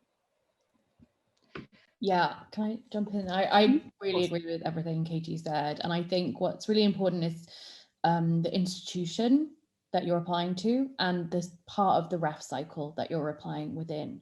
For some institutions, when you're coming maybe to the end of your PhD, they're looking for people with a lot of publications already, because it's a couple of, maybe a year, 2 years before ref, they want to scoop you up and hire you. That's certainly my job currently. It's a bolster the department's research profile job. I'm being used up and I'll be spat out at the end. Like that's the nature of this current job. And it's fine. I mean, I love my department and they're really great people and I have like got loads of experience from them, but you know, it's reciprocal, right? I use them and get stuff out of them and they use me and they get stuff out of me. So in that sense, they really valued that I had publications to bring to them. However, my department is also incredibly teaching focused and really, really values that as a skill. If I went and I applied for my job at Derby, and actually I just spoke with my colleague Ruth before I said I was doing this, and she was like, one of the things I'd recommend is thinking about the institution, because she said some people applied for my job and they were like, I want this job because I don't really like teaching and all I want to do is research. And it's like, what? I mean, don't ever say that as a general rule. But, you know, it's something at St Andrews that might fly at St Andrews will not fly at the University of Derby. Like they're just diametrically opposed. And so maybe your mentor's advice is correct if you want to go PhD into St Andrews, bum, bum, bum. But I think even at St Andrews, they'll value teaching more than what that sort of advice suggests. So thank you very much. That like gives me hope, because I was really like a bit depressed by the advice. I've been to another training where they said 1 or 2 publications in your PhD is enough. I mean, I've not done any publications yet, and I'm in third year. I am preparing some. So just to give you a bit of perspective, it's not the be all end all. You have time to sort this out and deal with them. You know, I just wanted to say, as one PhD to another, it's not the be all and end all, because that sounds quite scary advice. So don't panic. Yeah, I've been told 1 or 2 is really the max output you're expecting, and to try and tie it to parts of your PhD that won't be in your final PhD but are sort of separate bits, so you're not over stretching yourself. I'm sorry, I've just started talking about PhD stuff now, but I just wanted to calm you, because I felt really bad. That was like not a nice thing to be told. Can I say something? I mean, just to sort of say, yeah, absolutely. I agree with what Katie said about quality over quantity. I think sort of don't go rushing into publication when you're doing a PhD, because the work itself is quite uncooked at that stage, right? And like rejections are hard, but if you're sending it to a very highly rated journal, they're going to reject it immediately, or they often reject it, which is even more crushing, right? So these kind of things take time to kind of sit on, to think through, to mull through. So that kind of insight, I think, also comes only when you're at the finishing stages, not at the beginning or in the middle stages at all. So I would suggest strongly to do the PhD work you're doing very, very well, because often there are sort of postdocs like the one I am doing past and present, right? Or Brianne is doing, or I'm sure Katie had also done. They often want a written piece of work, right? Which does not need to be published anywhere, right? This is something that's true for even JRFs at Oxbridge also. So unless you are like, really want to sort of start applying for research tenure track positions just after you finish your PhDs, I do not think you should be worrying about your like publications just right now. That's it. Thank you. I hope that's reassured other people in the audience as well, because publications during PhD is a difficult balance, especially given the pandemic will have really put a sort of damper on those kind of things as well. Thank you very much. That was really great. Amy has asked, where's the best place to look for postdocs? She says that she checks jobs.ac.uk, but she's just wondering if there was anywhere else that maybe would be worth checking, particularly places that might be a bit more hidden or off the radar that we might be best knowing about. I'm going to pull the American card here and say also the academic jobs wiki. Jobs wiki is a place that a lot of American jobs are posted, a lot of UK jobs are posted, and there's a great humanities and social sciences postdoc page that is enormous every year. This comes, however, with a note of caution. The academic jobs wiki is also a crowd-funded place effectively, and it can get kind of nasty. I've seen people are anonymous, so they can post on it. It's kind of like Wikipedia, right? And I've seen very racist things happen when people get jobs that people, are being really rude about. I've seen very sexist things. So use it as a resource, but take it with a grain of salt, because it's everyone applying for jobs, mostly American, lots of UK, I think increasing the UK, and people can get really nasty when they're anonymous online, which I don't think I have to say to anyone here. We've all probably seen it, but that's a great place for jobs in the US as well. Can I jump in? Can you hear me with my jumpy internet still? So I found that personal connection is an interesting way of also getting jobs. So I've had, particularly as the start of term approaches, and I'm not necessarily advocating this because I think it's exploitative and it demands a lot of work from you as the person providing the teaching.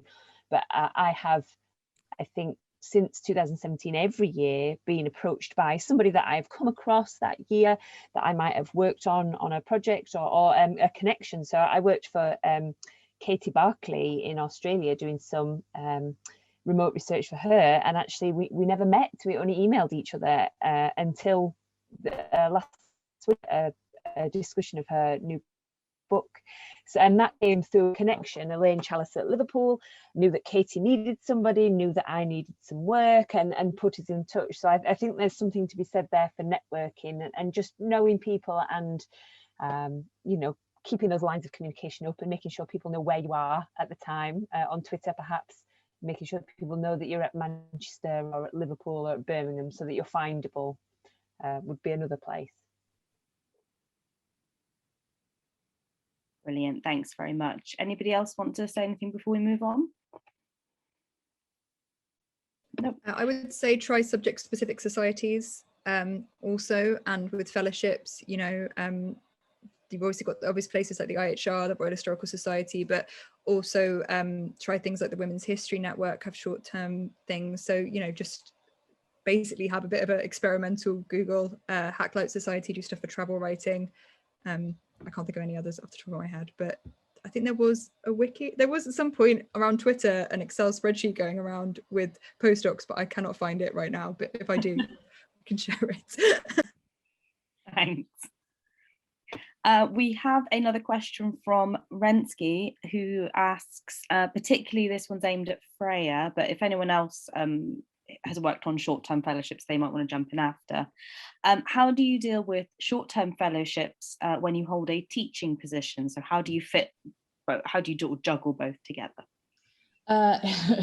With a difficulty. Or basically, I just took any short-term fellowship that I've ever been awarded, I've taken in summer. Unfortunately, that means I'm in Austin in July and it's 40 degrees Celsius and I'm really miserable, but they have air conditioning, that's fine. So yeah, it's just you take them in between jobs, you take them in summer when you're not teaching. I'm really lucky in, like, for example, my current position at Derby, they let me take postdoc fellowships while I'm doing my current job, as long as I'm not teaching, basically. So it's just in summer or maybe over Christmas break or something like that. So it might mean that I'm in America in sort of sweltering heat and, and a bit sad, but you know, it is what it is. That's actually a very good bit of advice. I hadn't actually thought about that myself. Has anybody else got anything to say to that before we move on? I took mine part-time. So when I got offered some teaching as well, I just got in touch at the John Rylands and said, can I take the fellowship part-time? And their response was, so long as you're done within a year and you don't spend more than the money allotted, we don't care how long it takes. It was more or less the response I got back, up to you. So I kind of chopped and changed that a little bit. They were very flexible. Brilliant. Thank you very much for that, Sarah. We've got a question from Katrina, and she asks if anyone could speak to the prospects of or strategy for landing historical postdocs when your PhD is in a different field. For example, she's a geographer, but she does do historical work, so presumably she's quite interdisciplinary.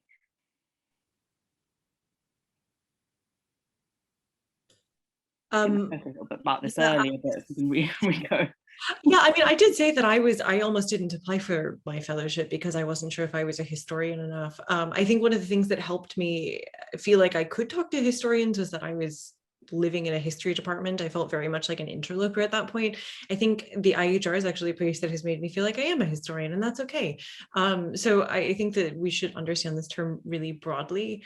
I think it's helpful though, you know, early drafts of other postdoc proposals had been sent to historians who were really happy to read them. And so I think that if you can send it to someone that knows the field very well, that's really helpful. That was really helpful for me. I was terrified, I'm not going to lie. The first time I sent it to a very senior historian who was going to be a sort of supervisor for a postdoc project at another place, I was very nervous to get their feedback. But at the same time, that's the kind of vulnerability that it takes to do honestly interdisciplinary research.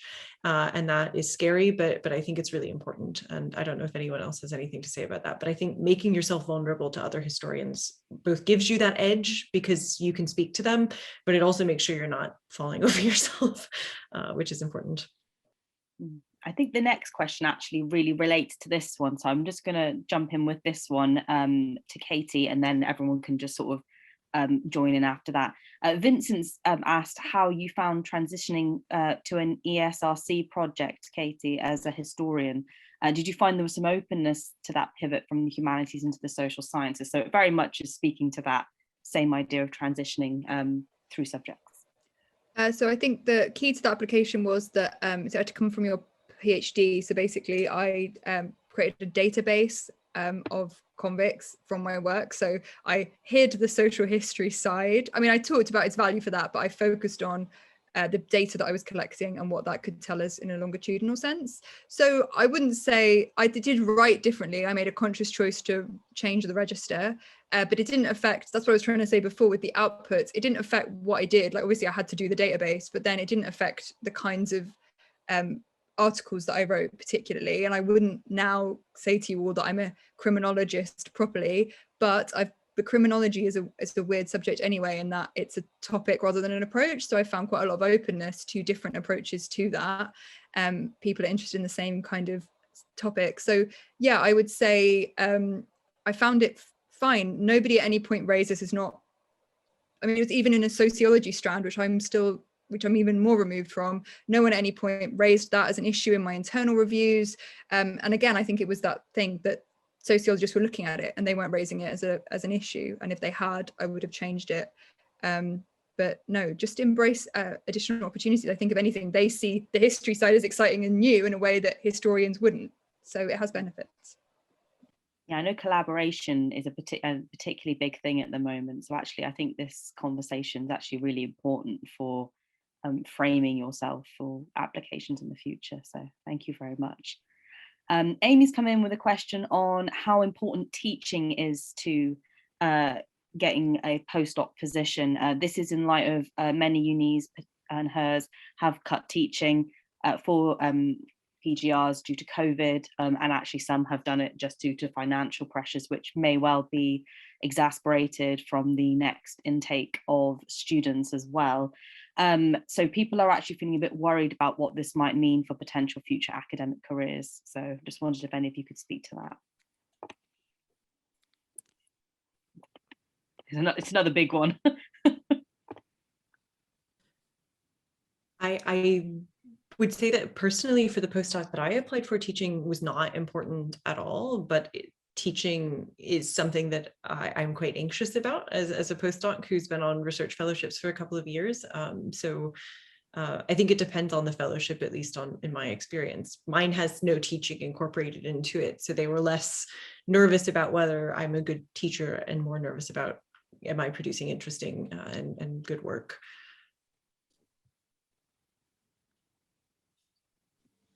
Yeah, I'll go as well. Yeah, again, different postdocs, different kinds of things. Sometimes I've taught alongside the postdoc, but that's just been to get a little bit extra money if it's not been, some postdocs are better paid than others. But my current Derby job, they expect me to do about 6 hours a week. But the Marie Curie is very skills based, and it's like what you want to gain. And I already have a lot of teaching experience. So then they were kind of like, well, we don't need to build that into the postdoc. So it just depends on your goals and the department's goals. So yeah, I mean, and certainly with something like a Leverhulme, they may expect a certain amount of teaching because they put up half of the money, right, for the job. So I mean, maybe Katie wants to come in on that, but about your experience of your department. But I've done almost no teaching. They didn't seem bothered. That could vary. I mean, they can, it's a similar thing you can do. I think it's 8 hours they can ask you to do. But I mean, I would say the main thing they were worried about, and this might vary from uni to uni, was whether it was a fundable project. So, I had a little bit of experience from my PhD, but I wouldn't say it's a deal breaker. For postdocs, it wouldn't be top of the list. I agree with what you both said. If you want to do it, that's great, but I think that'll be quite reassuring to many people. Thank you very much for that. For Bree and Katie, from a question from Yoko, how did you prepare? In fact, I think Somak, I think, is actually who will need to help with this one as well. How did you prepare for an interview for a fellowship at the IHR? So I think they actually wanted Bree and Somak for that. So, Mac, do you want to go first? How did you prepare for an interview for your fellowship at the IHR? Yes, yeah, I was quite scared, honestly, and I'm sure like Brianne would also probably share the feeling. I was like, and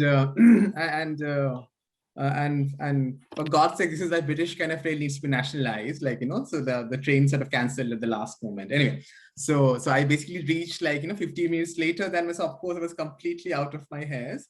But the good thing to do is get enough of mock interview practice. So you need to find some senior colleagues in the department who are intellectually capable and can give you that kind of robust engagement that you might be expected. Because yeah, this is definitely, I think it was one of the most fascinating kind of intellectual encounters I should say I've ever had. I was really sort of quizzed by this who is it? Who is the sort of woman who works on witchcraft history in Oxford? Anyway. Lyndall Roper. And I was terrified. I know, but she's so nice, but it was terrifying. And how on earth she knew so much about my things is beyond me anyway, but she was the one who grilled me the most. And anyway, so when I told my senior colleagues that this is, they can predict it, okay, like she has grilled you, might actually get it. But yeah, that's a good thing, is to sort of basically, sort of embrace the sort of toughest possible scenarios. So I would suggest to prepare with the best. That's it. Yeah, I would just echo all of that. I mean, I had a similar experience looking at who was going to be interviewing me and almost not wanting to go, because I thought, well, it's over. My academic career will be done after this 25 minutes. Although it was a very friendly interview and a very useful interview. I got a lot out of a very small amount of time. But I prepared, I think as Somak says, just mock interviews. I mean, we had a 5-minute presentation. If you're giving a presentation, this is very much the sort of music side of me and the performer, but practice, I mean, it should be organic, but at the same time, you shouldn't be stumbling over yourself. So I mean, really practice that kind of thing and practice answering the questions. So I stayed with a friend in the UK who's also a postdoc, and I just laid on his couch for the 2 days before and just went through that 5-minute presentation multiple times, making sure that I was getting as much into it as possible, and then just having, he and his partner just drill questions. That's kind of the only way you can prepare for any of these, I think. Yeah. Brilliant, thank you. That is the end of the formal part of this session. So if anyone needs to go, they're more than welcome. Otherwise, if any of the panelists would like to stay, we've got plenty of questions that we could keep going through for the next half an hour. But I appreciate that it's the end of the formal session. So if any of you would like to go at this point, thank you very much for coming this evening. It's been a really enlightening session. I think we've got a lot out of this, and I think you have very much demystified all sorts of aspects of postdocs and all types of postdocs, which has been brilliant. Dear, like I said, if you would like to go at this point, more than welcome. If not, I'll keep going on. I can go. We're gonna do another half an hour if anyone would like to stay. And thank you also to all of our participants this evening. We've had a really big group and you've all been brilliant. So thank you very much for that. If any of you are interested, as we said at the beginning, we do have another seminar next Thursday at Sarah Dixon Smith on World War I, veterans in the Blighty Tweed movement. So please look out for our advertising about that. But for anyone who would like to stay, we will keep going with all of the questions. We've got quite a big variety. We won't get through them all, I'm afraid. If anyone has anything really burning, then I'm sure they can get in touch. Otherwise, we'll just go through the remaining ones. So the next question we've got is about balancing having a work-life balance in the postdoc period with your partner. And I think this is particularly good to maybe think about if they are an academic, and maybe if they're not an academic as well, because my partner is not an academic, and this is something I'm going to have to face myself when I finish. Does anyone want to speak about this? I mean, I know Bree's already talked quite a bit about the difficulties that she's had. Is there anybody else that wanted to speak a bit about this? I can say something. I left my partner in India and found someone in Warwick University. So that's one way to go. and I'm happily in a relationship with that person who is a mathematician at Warwick. Anyway, so yeah, for the last 3 years. So that's good. There's one solution, guys. The pragmatist in me. Yeah, anyway. I would say that some people will assume that just because your partner's not an academic, that means their job is unimportant and they can just move.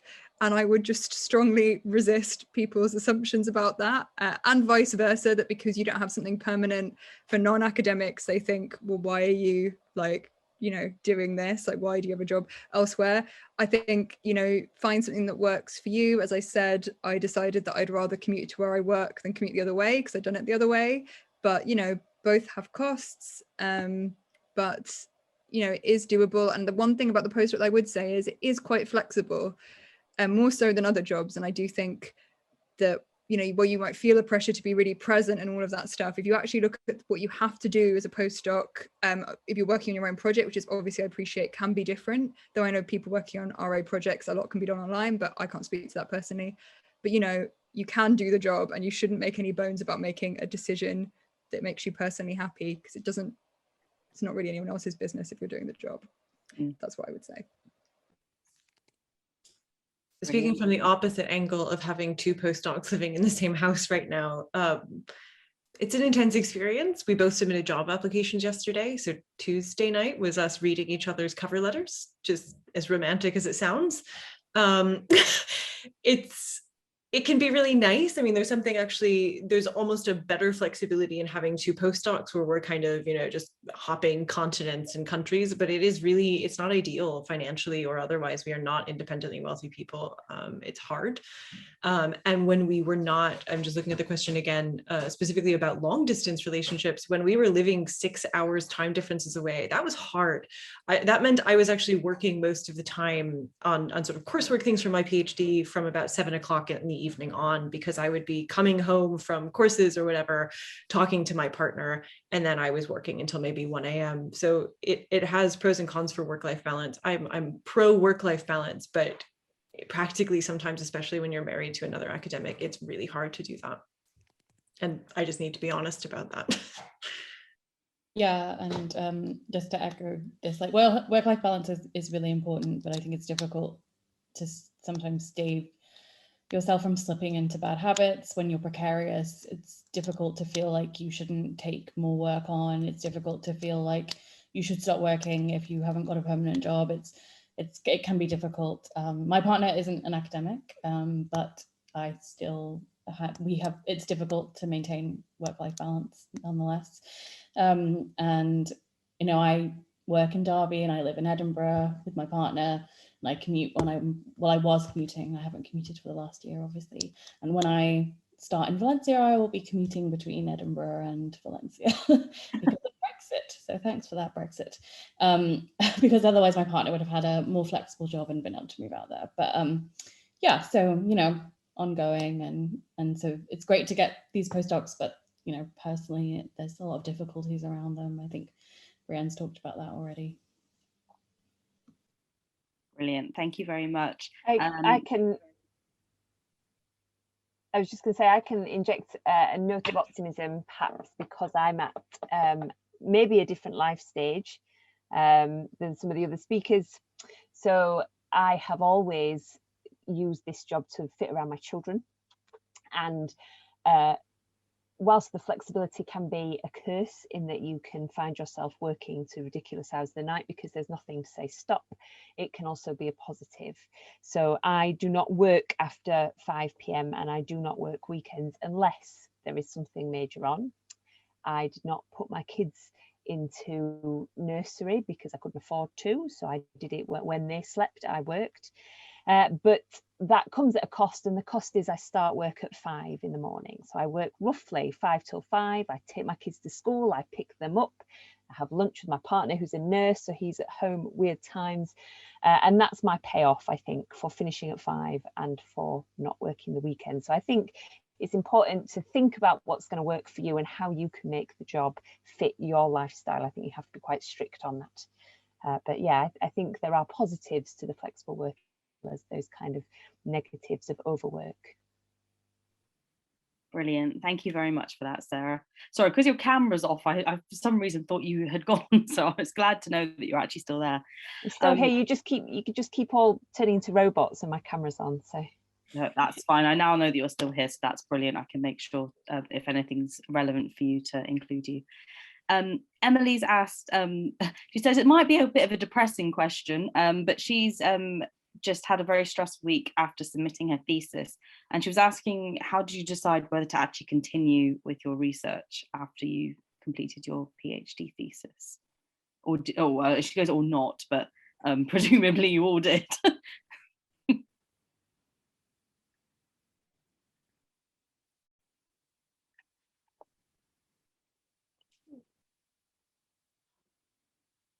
Oh, Somak, your mic's muted. Oh, sorry. Yes. Okay. Yeah, no, my advice would be to like, not look at your thesis at least for several weeks, if months. I mean, I grew to hate my own writing after I submitted it, right? I mean, I think you need some time off. Do anything else, watch some crappy TV series, like, go somewhere. Yeah, you need to like, chill and let your hair down. Doesn't matter if you're unemployed, precarious, you need that sort of time space to reboot. Do that in whatever way as possible. Do as much unintellectual work as possible. Yeah. To sort of, you need to shut down before you can switch on again. That's it. Brilliant. I honestly didn't know what else I get a job doing.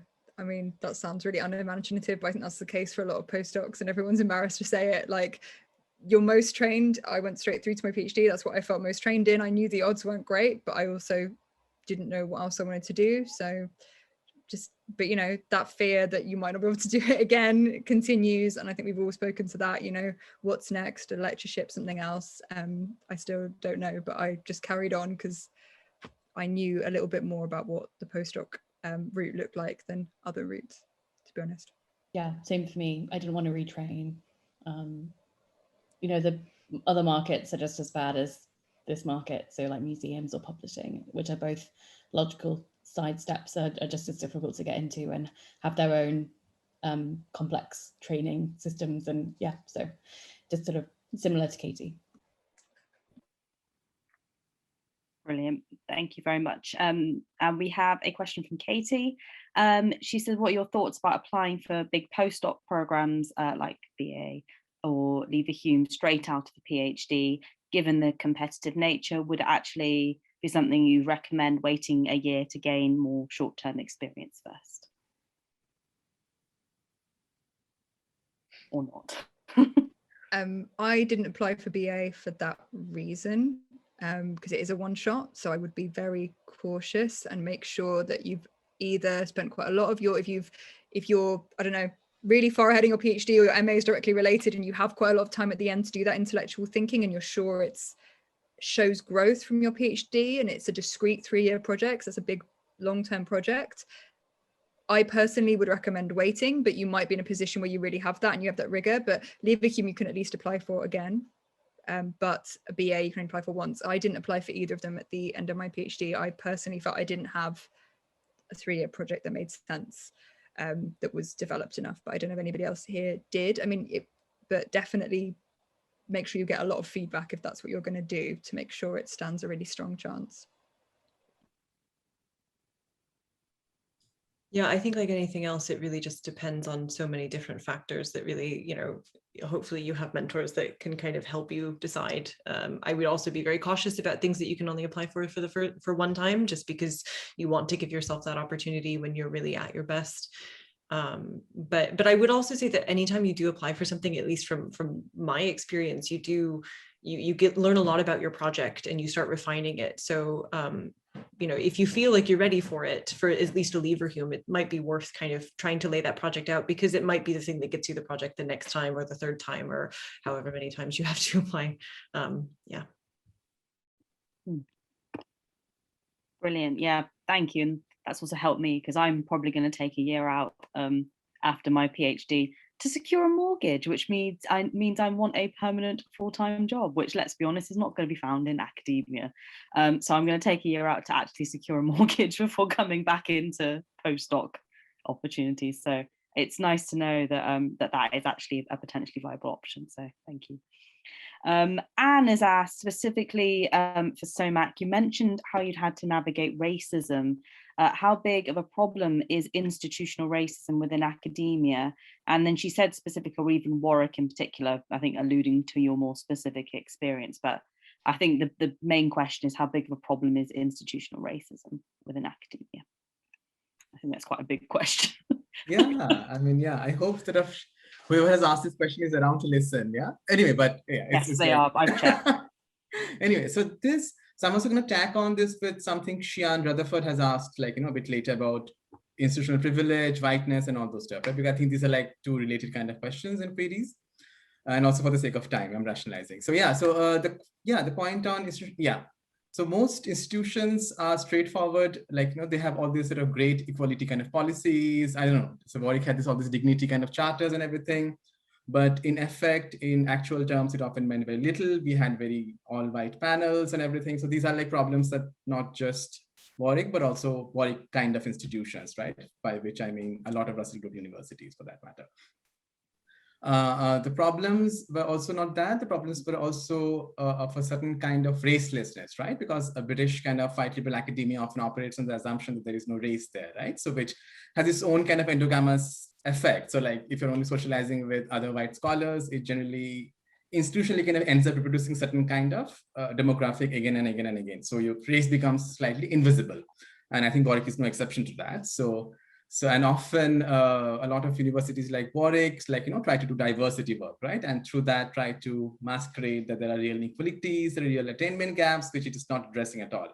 So at the bottom level, there are all this great set of radical discourses. The students are leading, some staff members are leading, but when it comes to actual hiring practices, it doesn't really matter much because it doesn't really translate into actual hiring, right?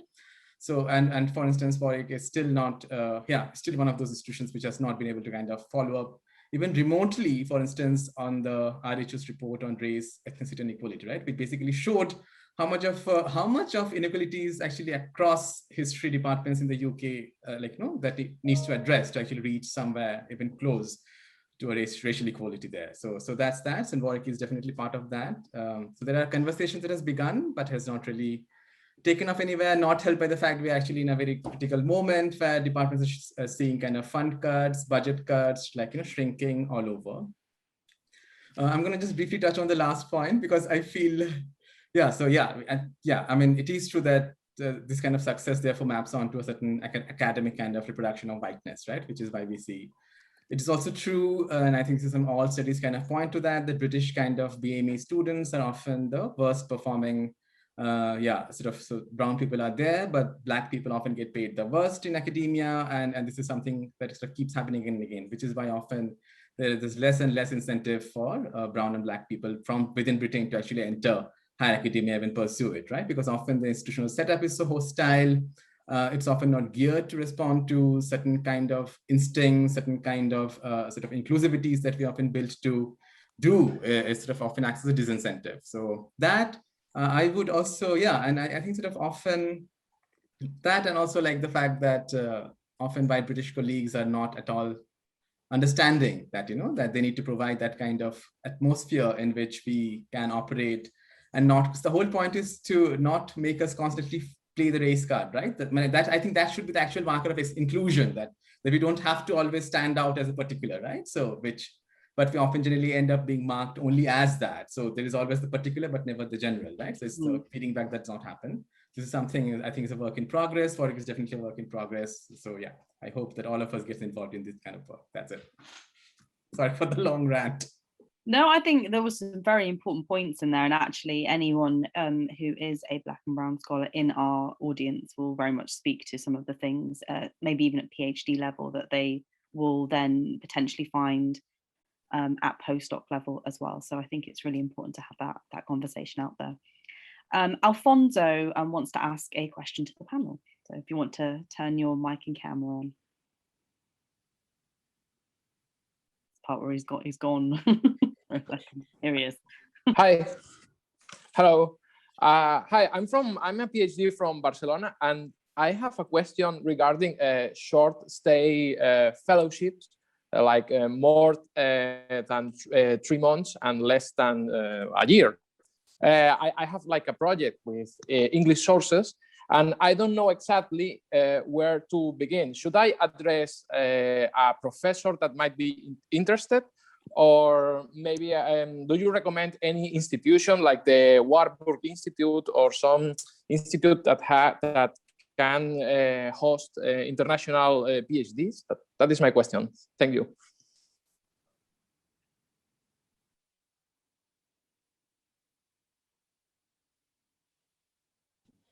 I'll go.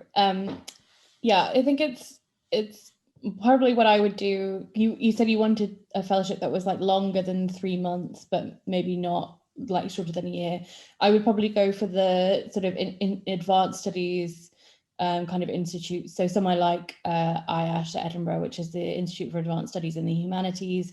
They support non-UK scholars. A lot of people think that institutes for advanced studies in the humanities or whatever they are only accept applications from people who do their PhDs at that institution. That's not true of the one in Edinburgh. So they would support that project. So, but you with IHR Edinburgh, you have to approach a mentor who will support your application. So that's what I would recommend. Probably those tend to be the projects that are around that length, and you could kind of approach someone directly that would support you. So yeah. Yeah, we've had quite a few questions about European application processes and how they may differ from well, we've talked a bit about American and UK processes. Does anyone have anything they want to say about sort of European postdoc application processes? Sure, I'll go a little bit, because when I was living in Belgium when I finished, so one of the things that was kind of on my mind was applying for Belgian funding and also Dutch funding. One of the things that was difficult for me, and I think is just worth bearing in mind, is that the timeline is really different for job markets in Europe versus the UK versus the US. So the US job market starts in September, the UK is a little bit of a longer season. And so it's just kind of worth stacking up the things you plan on applying for. One of the reasons I didn't apply for European funding was because I had this postdoc before I would have to go and do that. And also you have to, for some of them, have your PhD in hand, and I didn't. But I think it's definitely worth paying attention to. So the Dutch is the NWO. In Belgium, there's the FWO, which is the Flemish version. I don't know very much about French-speaking Belgium because I was never in French-speaking Belgium, but that's a question that's a big open one. And the other thing that I would say is that as someone who's married to someone who's been on ERC projects, a lot of times ERC projects will get funding for postdocs, and they need postdocs. So that's also a really great way to sort of be in the European Academy, or even something like the FWO in the Netherlands. If a very senior person gets an advanced grant, they'll have room for postdocs. So those are other ways to sort of get into European academic environments. I don't know much about France or Germany, but I do know that the Low Countries is actually a great place to look. Yeah, and I guess I'll jump in here. Yeah, and obviously the Marie Curie scheme, which will allow you to potentially pick an institution that you are interested in working with. One thing that I would say about the Marie Curie application, that it's extremely long. It's about 9,000 words, I think, total. My application was, and it's incredibly involved. It took me several months to write. It's sort of a nightmare. But it's easier than a Leverhulme or a BA application, even though it's much longer. It's much more specific about what they want. And in a way, there's a kind of formula. And if you get the formula, you'll get it. And if you don't, you won't. Whereas Leverhulme, it's like, I'll send you into the ether and maybe you'll come back positively, but I have no idea. And they don't give you any feedback. At least with Marie Curie, you get feedback, you get a percentage score, which is very strange to us, I think, when we think about Leverhulme. But so I would recommend going for the European grant scheme, like a Marie Curie, and only because doing such an involved application makes your project so much stronger as well. So I would definitely recommend going for it if you can face it. Brilliant. Yeah, I'm really glad, because it's very interesting to hear the differences between the Marie Curie and other big ones such as Leverhulme. So that's really helpful. Thank you. Martha has a question, and this sort of relates to a little bit of the things we've already talked about, so it might be just very quick answers might be needed for this one. And when working outside academia, or maybe in a teaching only role, so you're not really getting paid to research, you might be doing it outside of that, what are the best things that you should maybe prioritize your time on to strategically prepare for potentially postdoc applications? So she lists, should we be reading, maybe engagement of some kind, conferences, publications, etc. What you're saying, probably a mixture.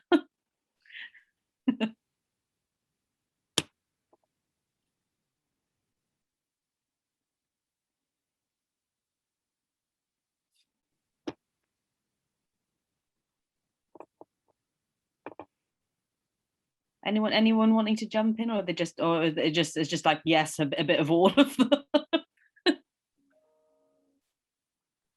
it's hard to know because you never know what's enough. I think that's the main thing that's slightly grueling about this process, is no matter what you put forward, it's never quite the right number of applicants. It never feels like quite the right, I don't know, articles, or you're worried your public engagement, or you're worried your teaching's out of date. Like, you can never do all of it, and they all want all of it. So I really am a firm believer that you can be strategic, but you can also prioritize what you really want to do, what will give you energy. Because if you just try and do stuff, obviously, you know, find an event you want to organize, I guess is what I'm saying, rather than just doing it to tick the box.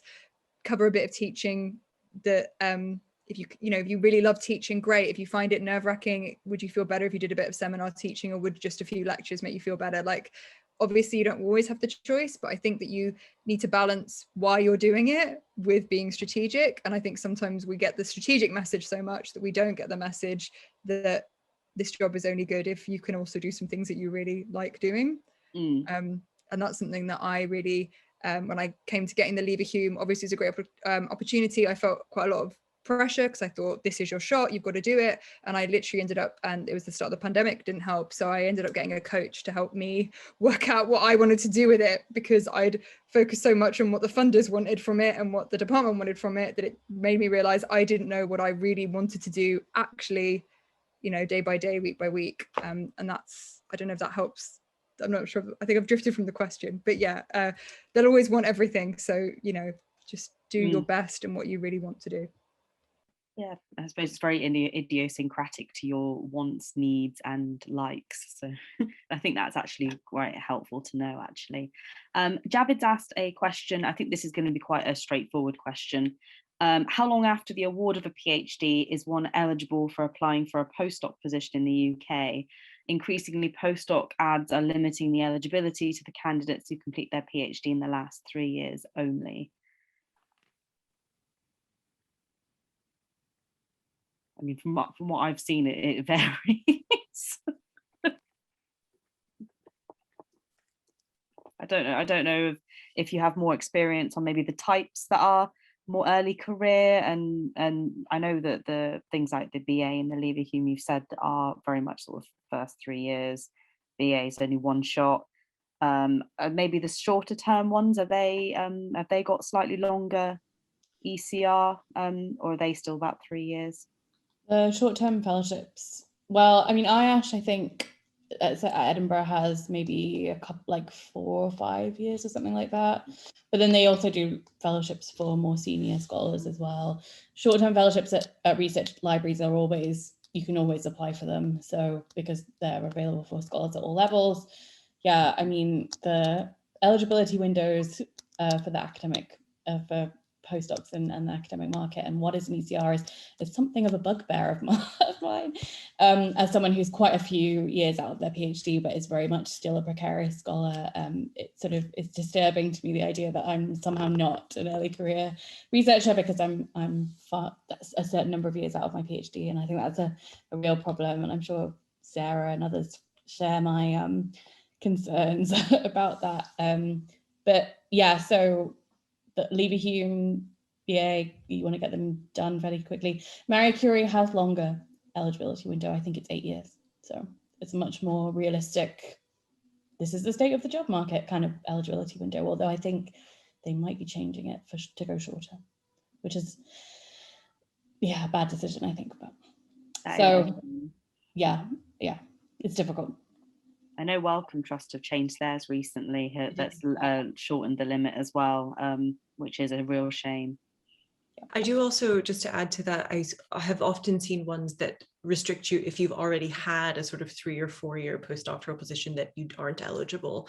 So that also does happen. So you can't sort of have a JRF and another thing after it. And I think that's probably going to become a little bit more common. Yeah. Brilliant, thank you very much. We've got probably time for one more question, and this I've missed out a few others, so I'm really sorry, but I think this one might actually be useful for quite a few people in our audience, maybe perhaps in a more demystifying sense. Anna asks, do you have any insight into whether self-funded PhDs are at a disadvantage when it comes to being awarded postdocs?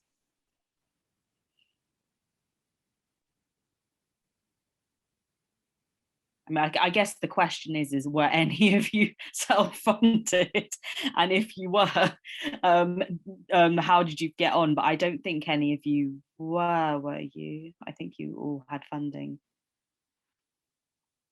So we might not be able to answer that question. My feeling anecdotally is that it's not a big deal at postdoc stage, though. You know, I mean, that's just anecdotally, but I think people are kind of obsessed with the idea of whether your PhD was funded or not, and it's a bit grim. I mean, it's really grim and hierarchical, but my feeling is that funders don't really care for big postdocs and things like that. And what I'd say to that as well is, it's obviously comes with its own challenges, but if you've applied for a bunch of, often you've applied for a bunch of short-term other kinds of grants, if you're self-funded to get you by, you may not have, but a lot have, and that can be really a positive to have lots of those. Obviously on the flip side of that, sometimes funded PhDs have other opportunities that for schemes and stuff that you don't, but I definitely say if you're applying for that stuff as a matter of course anyway, just to get to the archives and stuff, then definitely see that as a bonus for postdoc applications in the future if that's where you decide to go.